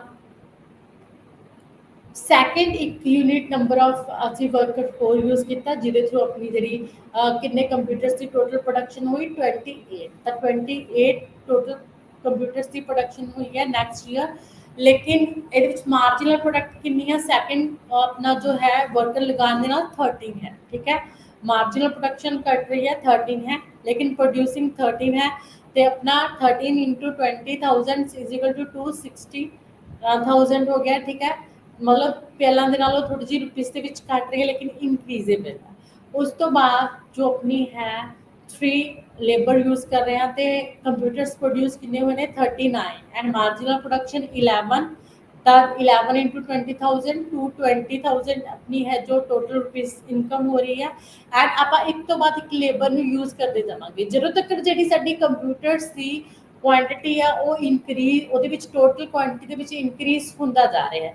ਜਿੱਥੇ ਸਾਡੀ ਟੋਟਲ ਪ੍ਰੋਡਕਸ਼ਨ ਹਾਈਐਸਟ ਹੋ ਜਾਏਗੀ ਟੀਪੀ ਦੇ ਵਿੱਚ ਇਨਕਰੀਜ਼ ਰੁਕ ਜਾਏਗਾ ਉੱਥੇ ਸਾਡੀ ਮਾਰਜਨਲ ਪ੍ਰੋਡਕਸ਼ਨ ਜ਼ੀਰੋ ਹੋ ਜਾਏਗੀ। ਉਸ ਤੋਂ ਬਾਅਦ ਅਸੀਂ ਜ਼ਿਆਦਾ ਲੇਬਰ ਨੂੰ ਯੂਜ਼ ਨਹੀਂ ਕਰਾਂਗੇ क्योंकि उस तो बाद सानू की होना स्टार्ट हो जाएगा लॉस होना स्टार्ट हो जाएगा। जितने तक साडी टीपी इंक्रीज होएगी उत्थे तक आपां की करेंगे टीपी मैक्सिमम होएगी मार्जिनल प्रोडक्शन जीरो होएगी उत्थे तक आपां लेबर दे इंक्रीज को इंक्रीज करेंगे। उस बार ਅਸੀਂ 5th 6th एंड 7 लेबर ਦਿੱਤੀ ਜਦੋਂ 7 लेबर ਨੂੰ इंक्रीज ਕੀਤਾ ਤਾਂ ਸਾਡੀ ਟੋਟਲ ਜਿਹੜੀ ਹੈ कंप्यूटर्स की प्रोडक्शन 57 है and marginal production 57 minus 55 is equal to 2 ਤੇ ਉਸ ਤੋਂ ਬਾਅਦ 2 into 20,000 is equal to 40,000 ਹੋ ਗਿਆ ਤੁਹਾਡਾ। ਤਾਂ ਇੱਥੇ ਹੈ ਜੋ 40,000 ਆਪਣੀ ਰੁਪੀਸ ਇਨਕਮ ਹੋ ਰਹੀ ਹੈ ਤੇ 2 ਮਾਰਜਨਲ ਪ੍ਰੋਡਕਟਿਵਿਟੀ ਹੈ 2 ਕੰਪਿਊਟਰ ਸਿਰਫ 7% ਪ੍ਰੋਡਿਊਸ ਕਰ ਰਹੇ ਆ। ਐਂਡ ਜਦੋਂ ਅਸੀਂ 8 ਨੂੰ ਲਗਾਵਾਂਗੇ ਇੱਕ 4 ਵਰਕਰ ਨੂੰ ਲਗਾਵਾਂਗੇ ਤਾਂ ਸਾਡੀ ਪ੍ਰੋਡਕਸ਼ਨ ਟੀਪੀ ਦੇ ਵਿੱਚ ਕੋਈ ਵੀ ਇਨਕਰੀਜ਼ ਨਹੀਂ ਹੋਇਆ। ਪਹਿਲਾਂ ਵੀ 57 ਸੀ ਤੇ ਹੁਣ ਵੀ 57 ਸੀ। ਇਸ ਦਾ ਮਤਲਬ ਸਾਡੀ 8 ਜਿਹੜੀ ਲੇਬਰ ਹੈ ਉਹਦੇ ਸਿਰਫ ਸਾਡਾ ਖਰਚਾ ਹੀ ਆ ਰਿਹਾ ਉਹ ਸਾਨੂੰ ਕੁਝ ਵੀ ਨਹੀਂ ਦੇ ਰਿਹਾ। ठीक है, तब मार्जिनल प्रोडक्शन की है 57 माइनस 57 इज इक्वल टू 0। तब ਅਸੀਂ ਕਹਿ ਸਕਦੇ ਕਿ 7 जो है अपना उस तो बाद अगर 8 ਲਵਾਂਗੇ ਤਾਂ ਉਹਦੀ ਮਾਰਜਨਲ ਪ੍ਰੋਡਕਸ਼ਨ 0 ਹੈ ਤਾਂ 8 ਤੋਂ 9 ਤੇ 10th ਲੇਬਰ ਨੂੰ ਅਸੀਂ ਇਨਕਰੀਜ਼ ਨਹੀਂ ਕਰਾਂਗੇ ਕਿਉਂਕਿ ਉੱਥੋਂ ਸਾਨੂੰ ਕੋਈ ਵੀ ਫਾਇਦਾ ਨਹੀਂ ਹੋਏਗਾ। ਸਾਡੀ ਕਾਸਟ ਇਨਕਰੀਜ਼ ਹੋਏਗੀ ਰੈਵਨਿਊ ਸਾਡਾ ਡਿਕਰੀਜ਼ ਹੋਏਗਾ। ਤਾਂ ਅਸੀਂ 7 ਤੱਕ ਕੀ ਹੈ ਜਿਹੜੇ ਵਰਕਰਸ ਨੇ ਉਹਨਾਂ ਦੀ ਜਿਹੜੀ ਨੰਬਰਿੰਗ ਹੈ ਉਹਨੂੰ ਇਨਕਰੀਜ਼ ਕਰਾਂਗੇ ਕਿਉਂਕਿ 7 ਤੱਕ ਸਾਡੀ ਟੀਪੀ ਇਨਕਰੀਜ਼ ਹੋ ਰਹੀ ਹੈ ਮਾਰਜਨਲ ਪ੍ਰੋਡਕਸ਼ਨ ਸਾਡੀ ਪੋਜ਼ਿਟਿਵ ਹੈ। ਠੀਕ ਹੈ, ਵੈਲਿਊ ਆਫ ਜਿਹੜਾ ਆਪਣਾ ਮਾਰਜਨਲ ਪ੍ਰੋਡਕਟਿਵਿਟੀ ਸਾਨੂੰ ਮਿਲ ਰਿਹਾ ਹੈ ਸਾਡੀ ਇਨਕਮ ਜਨਰੇਟ ਹੋ ਰਹੀ ਹੈ ਵੈਲਿਊ। ਇਸ ਤੋਂ ਬਾਅਦ ਜਿੱਥੇ ਐਮਪੀ ਸਾਡੀ ਜ਼ੀਰੋ ਹੋ ਜਾਏਗੀ ਉੱਥੇ ਆਪਾਂ ਜਿਹੜੀ ਲੇਬਰ ਹੈ ਉਹਦਾ ਯੂਜ਼ ਆਪਾਂ ਕੀ ਕਰ ਦੇਵਾਂਗੇ ਬੰਦ ਕਰਾਂਗੇ ਲੇਬਰ ਦੀ ਡਿਮਾਂਡ ਨਹੀਂ ਕਰਾਂਗੇ। लेबर की डिमांड उਦੋਂ तक करेंगे जिस तक साडी TP maximum and MP zero नहीं हो जाए। ठीक है, this is our relationship between output and number of workers. इस तो बाद value of marginal product forms decision to hire कहते जी अपनी मार्जिनल प्रोडक्शन है तो फॉर्म्स डिसीजन मार्जिनल प्रोडक्शन को देखते हुए value of marginal production मीनस income को देखते हुए जी फर्म है वो किमें डिसीजनस लेगी डिमांड को हायर करने दे विच और ना करने दे विच। सब तो पहला नंबर ऑफ वर्कर्स सिखाए हुए ने 0 1 2 3 4 5 6 7 8 एंड अगे कंप्यूटर्स प्रोड्यूस्ड पर ईयर दिखाए हुए ने 0 15 28 39 47 52 55 57 एंड 57। मार्जिनल प्रोडक्शंस 15 13 11 8 5 3 2 0 एंड उसके बाद value of marginal productions 45 4,50,000 and 33,90,000। ठीक है, जो साडी वैल्यू ऑफ मार्जिनल प्रोडक्टिविटी है वो डिक्रीज हो रही है लेकिन पॉजिटिव के विच है। एंड देखो नंबर ऑफ वर्कर्स असी 1 टू लेके 8 तक यूज़ कर रहे हैं 1 तो बाद 1 की कर रहे हैं इंक्रीज कर रहे हैं। तो कंप्यूटर्स पर ईयर्स की प्रोडक्शन दिखाई हुई है 15 28 39 47 52 55 57 57। ਅਤੇ ਇੱਥੇ ਕੀ ਹੈ ਮੀਨਸ ਫਰਮਸ ਡਿਸੀਜ਼ਨ ਕਿੱਥੋਂ ਤੱਕ ਲੈਗੀ ਕਿੱਥੋਂ ਤੱਕ ਉਹ ਡਿਮਾਂਡ ਨੂੰ ਇਨਕਰੀਜ਼ ਕਰੇਗੀ। ਜਿਵੇਂ ਕਿ ਤੁਸੀਂ ਦੇਖਿਆ ਹੀ ਹੈ ਪਿਛਲੇ ਟੇਬਲ ਦੇ ਵਿੱਚ ਤੁਸੀਂ ਇਸ ਟੇਬਲ ਦੇ ਵਿੱਚ ਵੀ ਦੇਖ ਸਕਦੇ ਹੋ ਕਿ ਜਿਹੜੇ ਕੰਪਿਊਟਰਸ ਨੇ ਉਹਨਾਂ ਦੇ ਵਿੱਚ ਟੋਟਲ ਜਿਹੜੀ ਹੈ ਜਦੋਂ ਆਪਾਂ ਆਪਣੇ ਵਰਕਰਸ ਨੂੰ ਇਨਕਰੀਜ਼ ਕਰ ਰਹੇ ਹਾਂ ਟੀਪੀ ਦੇ ਵਿੱਚ ਇਨਕਰੀਜ਼ ਕਿੱਥੋਂ ਤੱਕ ਹੋ ਰਿਹਾ ਜਦੋਂ 7th ਲੇਬਰ ਨੂੰ ਯੂਜ਼ ਕਰਦੇ ਆ ਤਾਂ ਆਪਣੀ ਜਿਹੜੀ ਟੀਪੀ ਹੈ ਮੈਕਸਿਮਮ ਹੈ 57 ਹੈ ठीक है। लेकिन जी अपनी एमपी है पॉजिटिव है, उस तो बाद भी असी एक जी लेबर है इनक्रीज करा क्योंकि साडा मार्जिनल प्रोडक्ट भी इनक्रीज हो रही एंड जी साडी मार्जिनल प्रोडक्ट है वो भी इनक्रीज टू है। ठीक है, कुछ ना कुछ प्रोडक्शन हो रही है लेबर क्लास, ठीक है, सू इनकम भी जनरेट हो रही है, वैल्यू भी मिल रही है मार्जिनल प्रोडक्शन की। तो उस बाद जो उस तो बाद भी असी 8 लेबर यूज करा तो साडी जी टीपी है वो कोई भी इनक्रीज नहीं है, वो पहला जिन्नी ही है। जी 8 लेबर है this is a waste labour, ठीक है, जिन्होंने सिर्फ आप कॉस्ट पे कर रहे क्योंकि सू कुछ भी प्रोड्यूस करके नहीं दे रही है।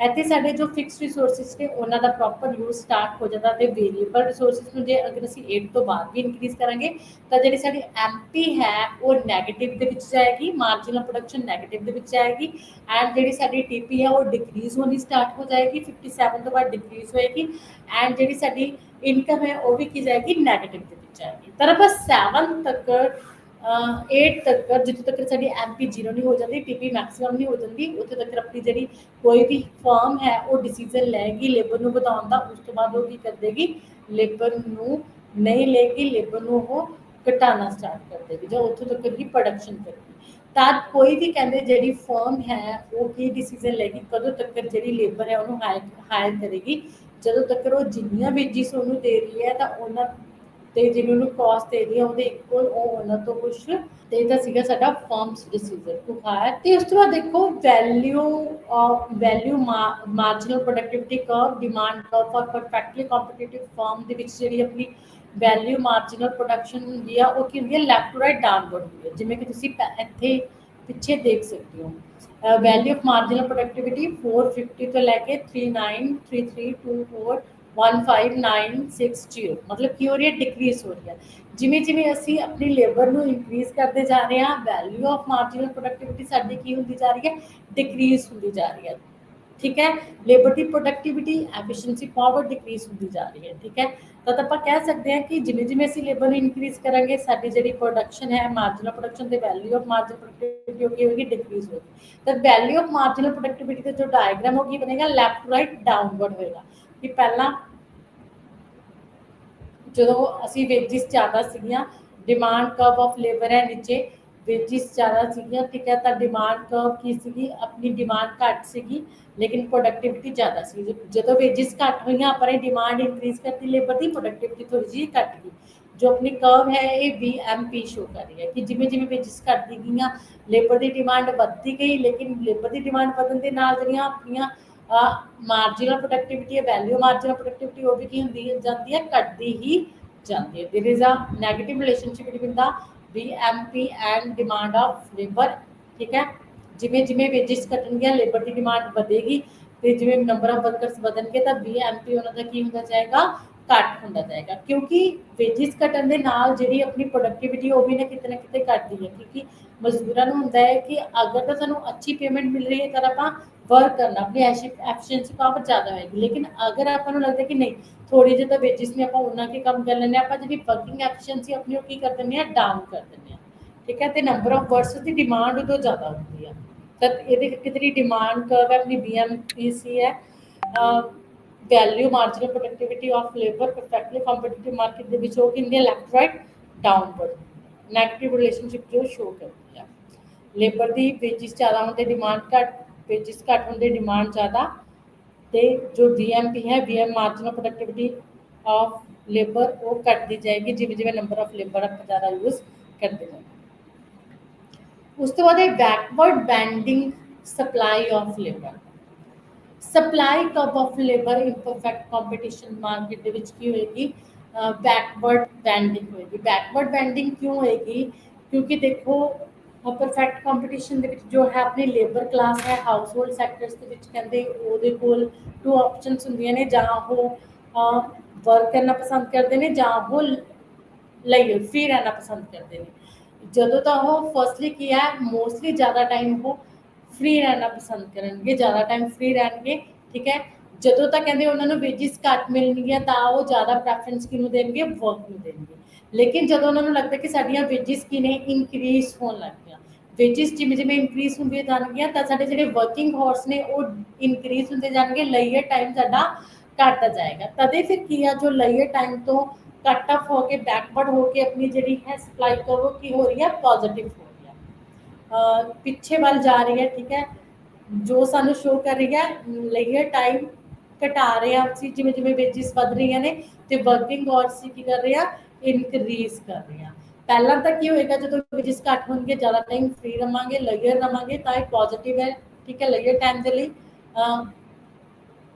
ਜਦੋਂ ਫਿਰ ਆਪਾਂ ਕੀ ਕਰਾਂਗੇ ਆਪਣੇ ਜੋ ਵੇਜਿਸ ਵਧਣੀਆਂ ਸਟਾਰਟ ਹੋ ਗਿਆ ਤਾਂ ਲੇਅਰ ਟਾਈਮ ਨੂੰ ਆਪਾਂ ਕੀ ਕਰਾਂਗੇ ਬੈਕਵਰਡ ਜਾਏਗਾ ਐਂਡ ਜੋ ਵਰਕਿੰਗ ਟਾਈਮ ਹੈ ਉਹ ਇਨਕਰੀਜ਼ ਹੋਏਗਾ। वर्किंग टाइम बतावांगे तो जी सप्लाई कर्व ऑफ लेबर है वो की है बैकवर्ड है, क्योंकि पैसा होने दे नाल वेजिस होने दे नाल आपां फ्री रहना घट पसंद करते हैं। जे आप 8 घंटे फ्री रहंदे सी हुण आप 4 घंटे ही फ्री रवांगे, 4 घंटे भी आप किन्नू दे दांगे वर्क नूं देवांगे, क्योंकि वर्क ने दे थ्रू सानू की मिल रहा है सानू वेजिस मिल रही है ते सबस्टिट्यूट होएगा बिटवीन द वर्क एंड लेयर दे विच। पहला आप वर्क की जगह पर लेयर में सबस्टिट्यूट करेंगे जो अपनी वेजिस घट होंगे, लेकिन उस तो बाद आप वर्क की वर्क को प्रैफरेंस देवांगे तो लेयर में घटावांगे, लेयर की जगह पर वर्क आ जाएगा जिहदे थ्रू अपनी की आ वर्क को बढ़ावांगे लेयर को घटावांगे क्योंकि वेजिस अपनी इनक्रीज हो रही है। तद करके जी अपनी सप्लाई ऑफ लेबर कर्व है वो की बैकवर्ड। अगे improvement in labour productivity and wages for labour and demand for labour. कहते इंप्रूवमेंट कदों होएगी जो कहते ਆਪਾਂ ਜਿਹੜੀ ਲੇਬਰ ਦੀਆਂ ਵੇਜਿਸ ਨੇ ਥੋੜੀ ਜਿਹੀ ਵਧਾਵਾਂਗੇ ਤਾਂ ਲੇਬਰ ਦੀ ਪ੍ਰੋਡਕਟਿਵਿਟੀ ਵੀ ਇਨਕਰੀਜ਼ ਹੋਏਗੀ, ਲੇਬਰ ਦੀ ਡਿਮਾਂਡ ਫॉर ਲੇਬਰ ਵੀ ਇਨਕਰੀਜ਼ ਹੋਏਗੀ। ਕਹਿੰਦੇ ਆਪਣੀ ਕੰਪੀਟੀਟਿਵ ਮਾਰਕੀਟ ਦੇ ਵਿੱਚ ਜਦੋਂ ਪ੍ਰਾਈਸ ਥੋੜੀ ਜਿਹੀ ਘਟ ਜਾਂਦੀ ਹੈ ਤਾਂ ਪ੍ਰਾਈਸ ਘਟਣ ਦੇ ਨਾਲ ਡਿਮਾਂਡ ਬਹੁਤ ਜ਼ਿਆਦਾ ਵੱਧ ਜਾਂਦੀ ਹੈ ਗੁਡਸ ਦੀ, ਤਾਂ ਡਿਮਾਂਡ ਵਧਣ ਦੇ ਨਾਲ ਸਾਨੂੰ ਆਊਟਪੁੱਟ ਵੀ ਵਧਾਉਣੀ ਪੈਂਦੀ ਆ। ਆਊਟਪੁੱਟ ਤਦੇ ਵਧਾ ਸਕਦੇ ਜਦੋਂ ਆਪਾਂ ਲੇਬਰ ਦੀ ਡਿਮਾਂਡ ਜ਼ਿਆਦਾ ਕਰਾਂਗੇ ਤਾਂ ਉੱਥੇ ਲੇਬਰ ਦੀ ਡਿਮਾਂਡ ਕਹਿੰਦੇ ਇਨਕਰੀਜ਼ ਹੋ ਜਾਂਦੀ ਆ।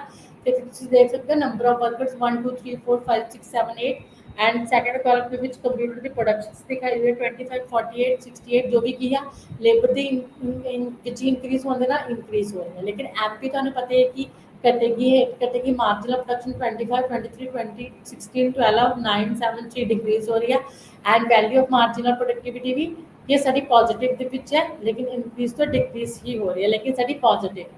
ठीक है, तब ये की आ कि आप आउटपुट इंक्रीज करने के लिए जो अपनी डिमांड इंक्रीज होती है तब लेबर की डिमांड की कर देने इंक्रीज कर। उस बाद demand schedule of product by monopolistic competition. Monopolistic competition तुहानू पता है कि फ्यू फर्म्स होंदियां ने ते हर एक का क्लोज सब्सक्रिप्शन होंदा, प्रोडक्ट डिफरेंशिएट होंदा।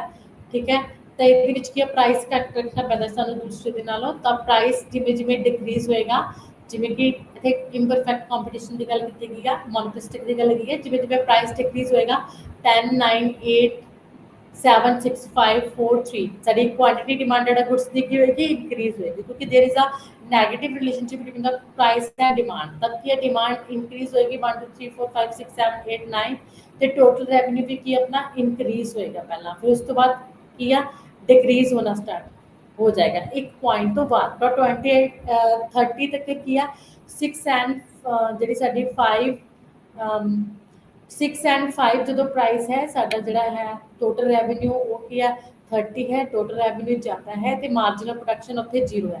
तो लेबर नूं सिर्फ आपां 30 जिथे साडा TR साडा 30 है उत्थे तक जिथे MP 0 MR 0 है उत्थे तक इंक्रीज कर सकते हैं। उस तो बाद आप लेबर को इंक्रीज नहीं करेंगे क्योंकि साडा मार्जिनल रेवेन्यू नैगेटिव होना स्टार्ट हो जाएगा, मार्जिनल प्रोडक्शन सारी नैगेटिव होनी स्टार्ट हो जाएगी तो जो साडा रेवेन्यू है वो भी साडा डिक्रीज होना, टोटल प्रोडक्शन सारी डिक्रीज होनी स्टार्ट हो जाएगी। टोटल प्रोडक्शन तो जो रेवेन्यू भी साडा डिक्रीज होना की हो जाएगा स्टार्ट हो जाएगा। मतलब जिमें जिमें प्राइस घटता तो क्वांटिटी डिमांडेड बढ़ती है तो आप उत्थे की है लेबर की डिमांड बढ़ावांगे तो जिन्ना साडा टोटल रेवेन्यू बढ़ेगा। लेकिन जिथे साडी अपनी है जो प्राइस के नालों लेबर नूं दित्ती जाने वाली वेजिस ज़्यादा बदन लग जाती है, साडी कॉस्ट रेवेन्यू के नालों ज़्यादा होने लग जाती है, उत्थे आपां लेबर की डिमांड कर देवांगे स्टॉप कर देवांगे बंद कर देवांगे, क्योंकि उस तो बाद सानूं लॉस स्टार्ट होना जाएगा जो कि तुसीं इस डायग्राम दे विच देख सकते हो। जिथे मार्जिनल रेवेन्यू 0 है उस तो बाद सानूं लॉस होना स्टार्ट हो रहा क्योंकि रेवेन्यू तो नालों साडी कॉस्ट वध रही है जो असीं लेबर नूं दे रहे हैं तो उत्थे लेबर नूं असीं नहीं बढ़ावांगे, लेबर नूं बढ़ाउणा असीं बंद कर। तो इत्थे तुसीं देख सकते हो demand and supply of labour दिखाई हुई है ते वो एक्स अक्ष ते वो वाई ते वेजिस दिखाई हुई ने। जी अपनी सप्लाई कर्व है लेबर की वो फिक्स है, एक्स एक्सिस के पैरलर है तो वेजिस वो डबल जू ने, जी MRPL है ये साडी मोनोपोलिस्टिक कंपटीशन दिखा रही है तो जी VMPL है value marginal productivity of labour ਉਹ ਸਾਡੀ ਕੰਪੀਟੀਟਿਵ ਮਾਰਕੀਟ ਨੂੰ ਦਿਖਾ ਰਹੀ ਹੈ, ਇਮਪਰਫੈਕਟ ਕੰਪੀਟੀਸ਼ਨ ਨੂੰ ਦਿਖਾ ਰਹੀ ਹੈ। ਤੇ ਇਹਦੇ ਵਿੱਚ ਕੀ ਹੈ, ਇਹ ਟੂ ਕਰਵਸ ਨੇ ਜੋ ਲੈਫਟ ਟੂ ਰਾਈਟ ਨੇ ਡਾਊਨਵਰਡ ਨੇ, ਤਾਂ ਅਸੀਂ ਦੇਖ ਸਕਦੇ ਹਾਂ ਕਿ ਲੇਬਰ ਦੀ ਡਿਮਾਂਡ ਤੇ ਸਪਲਾਈ ਕਿੰਨੀ ਹੈ। ਜਦੋਂ ਵੇਜਿਸ ਫਿਕਸ ਨੇ, ਜਦੋਂ ਵੇਜਿਸ ਉਹ ਡਬਲਯੂ ਨੇ, ਠੀਕ ਹੈ, ਤੇ S L supply of labour fix ਹੈ, ਤਾਂ ਆਪਣੀ ਜਿਹੜੀ ਇੰਪਰਫੈਕਟ ਕੰਪੀਟੀਸ਼ਨ ਹੈ ਉਹਦੇ ਵਿੱਚ ਲੇਬਰ ਦੀ ਡਿਮਾਂਡ ਓ ਐਲ ਸੀ ਹੈ, ਲੇਕਿਨ ਮੋਨੋਪਲਿਸਟਿਕ ਦੇ ਵਿੱਚ ਲੇਬਰ ਦੀ ਡਿਮਾਂਡ ਕਿੰਨੀ ਹੈ, ਓ ਐਲ ਐਮ ਹੈ। ਠੀਕ ਹੈ, देयर इज अ डिफरेंस। ਉਸ ਤੋਂ ਬਾਅਦ ਹੈ ਮਾਰਕੀਟ ਸਪਲਾਈ ਆਫ ਲੇਬਰ। ਕਹਿੰਦੇ ਲੇਬਰ ਦੀ ਮਾਰਕੀਟ ਦੇ ਵਿੱਚ ਸਪਲਾਈ, ਕਹਿੰਦੇ ਲੇਬਰ ਦੀ ਮਾਰਕੀਟ ਦੇ ਵਿੱਚ ਸਪਲਾਈ ਦੇ ਵਿੱਚ ਆਪਾਂ ਟੂ ਟਾਈਪਸ ਆਫ ਸਪਲਾਈ ਦੇਖਾਂਗੇ। ਇੱਕ ਤਾਂ ਮਾਰਕੀਟ ਦੇ ਵਿੱਚ ਨੰਬਰ ਆਫ ਵਰਕਰਸ, ਸਾਰੇ ਜਿਹੜੇ ਟੋਟਲ ਵਰਕਰਸ ਨੇ ਉਹਨਾਂ ਦੀ ਸਪਲਾਈ ਦੀ ਗੱਲ ਕੀਤੀ ਗਈ ਹੈ, ਲੇਕਿਨ ਇੱਕ ਇੰਡੀਵਿਜੂਅਲ ਫਰਮ ਦੇ ਦੁਆਰਾ ਗੱਲ ਕੀਤੀ ਗਈ। ਮਾਰਕੀਟ ਦੇ ਵਿੱਚ ਸਾਰੀਆਂ ਫਰਮਸ ਦੇ ਵਿੱਚ ਜਿਹੜੀ ਮਾਰਕੀਟ ਦੇ ਵਿੱਚ total number of workers the supply ਆ, ਤੇ ਇੱਕ ਇੰਡੀਵਿਜੂਅਲ ਫਰਮਸ ਦੇ ਦੁਆਰਾ ਸਪਲਾਈ ਆ।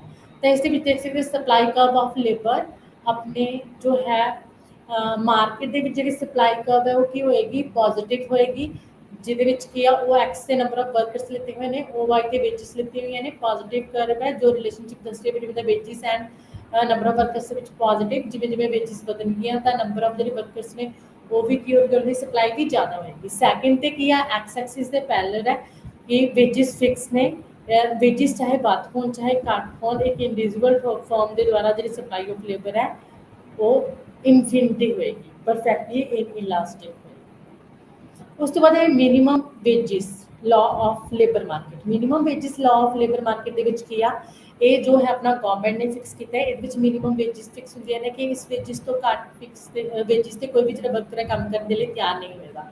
ਜਿਵੇਂ ਕਿ ਤੁਸੀਂ ਡਾਇਗਰਾਮ ਦੇ ਵਿੱਚ ਦੇਖ ਸਕਦੇ ਹੋ, ਉਹ ਐਕਸ ਤੇ ਨੰਬਰ ਆਫ ਵਰਕਰਸ ਦਿਖਾਏ ਹੋਏ ਨੇ, ਓ ਵਾਈ ਤੇ ਵੇਜਿਸ ਦਿਖਾਈ ਹੋਈਆਂ ਨੇ, S S supply curve of labour ਹੈ, and D D demand curve of labour ਹੈ।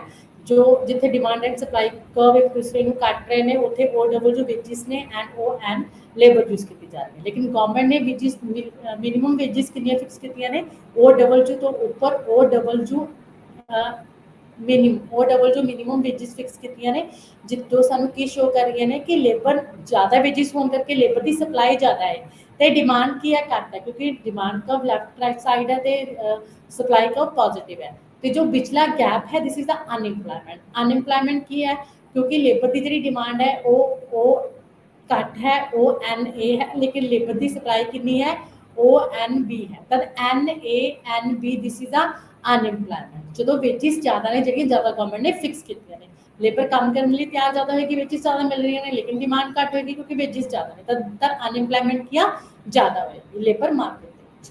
ਤਦ ਕੀ ਇੱਥੇ ਐਕਸਪਲੋਇਟੇਸ਼ਨ ਹੋਏਗੀ, ਕਿਉਂਕਿ ਜਦੋਂ ਡਿਮਾਂਡ ਜ਼ਿਆਦਾ ਹੈ ਤਾਂ ਫਿਰ ਤੁਸੀਂ ਇਸ ਡਾਇਗਰਾਮ ਦੇ ਵਿੱਚ ਦੇਖ ਸਕਦੇ ਹੋ, ਇੱਥੇ ਐਵਰੇਜ ਫਿਕਸ ਕਾਸਟ ਦਿਖਾਈ ਹੋਈ ਹੈ, ਮਾਰਜਨਲ ਫਿਕਸ ਕਾਸਟ ਦਿਖਾਈ ਹੋਈ ਹੈ, MRP ਦਿਖਾਈ ਹੈ, ਮਾਰਜਨਲ ਰੈਵਨਿਊ ਆਫ ਪ੍ਰੋਡਕਟਿਵਿਟੀ। ਠੀਕ ਹੈ, ਇੱਥੇ ਜੋ ਹੈ ਉਹ L number of labours use ਕੀਤੇ ਜਾ ਰਹੇ ਨੇ, ਜਦਕਿ ਉਹਨਾਂ ਦੀ ਜੋ ਵੀ ਹੈ ਵੇਜਿਸ ਘੱਟ ਜਾਂਦੇ ਆ। ਡਿਮਾਂਡ ਜ਼ਿਆਦਾ ਘੱਟ ਹੋਣ ਕਰਕੇ ਤੇ ਸਪਲਾਈ ਜ਼ਿਆਦਾ ਹੋਣ ਕਰਕੇ ਜਿਹੜੀਆਂ ਵੇਜਿਸ ਨੇ ਉਹ ਈ ਤੋਂ ਕੱਟ ਕੇ ਐਫ ਪੁਆਇੰਟ ਤੇ ਆ ਜਾਣਗੀਆਂ, ਜਿੱਥੇ ਸਾਡੀਆਂ ਉਹ ਏ ਤੋਂ ਵੇਜਿਸ ਕੱਟ ਕੇ ਉਹ ਡਬਲ ਜੋ ਆ ਜਾਣਗੀਆਂ, ਤੇ ਇੱਥੇ ਕੀ ਹੋਏਗਾ, ਈ ਐਫ ਹੈ ਜੋ ਸਾਡੀ ਲੇਬਰ ਦੀ ਐਕਸਪਲੋਇਟ। ਇੱਥੇ ਫੈਕਟਰ ਡਿਮਾਂਡ ਦਿਖਾਈ ਹੋਈ ਆ ਲੇਬਰ ਦੀ ਇੱਕ ਫਰਮ ਤੇ ਬੀ ਮਾਰਕੀਟ ਦੇ ਵਿੱਚ ਟੋਟਲ ਡਿਮਾਂਡ ਦਿਖਾਈ ਹੋਈ ਆ। ਤਾਂ ਫਰਸਟ ਦੇ ਵਿੱਚ ਡਾਇਗਰਾਮ ਦੇ ਵਿੱਚ ਫਰਮ ਏ ਦੀ ਡਿਮਾਂਡ ਦਿਖਾਈ ਹੋਈ ਹੈ, ਸੈਕੰਡ ਦੇ ਵਿੱਚ ਫਰਮ ਬੀ ਦੀ ਡਿਮਾਂਡ ਦਿਖਾਈ ਆ।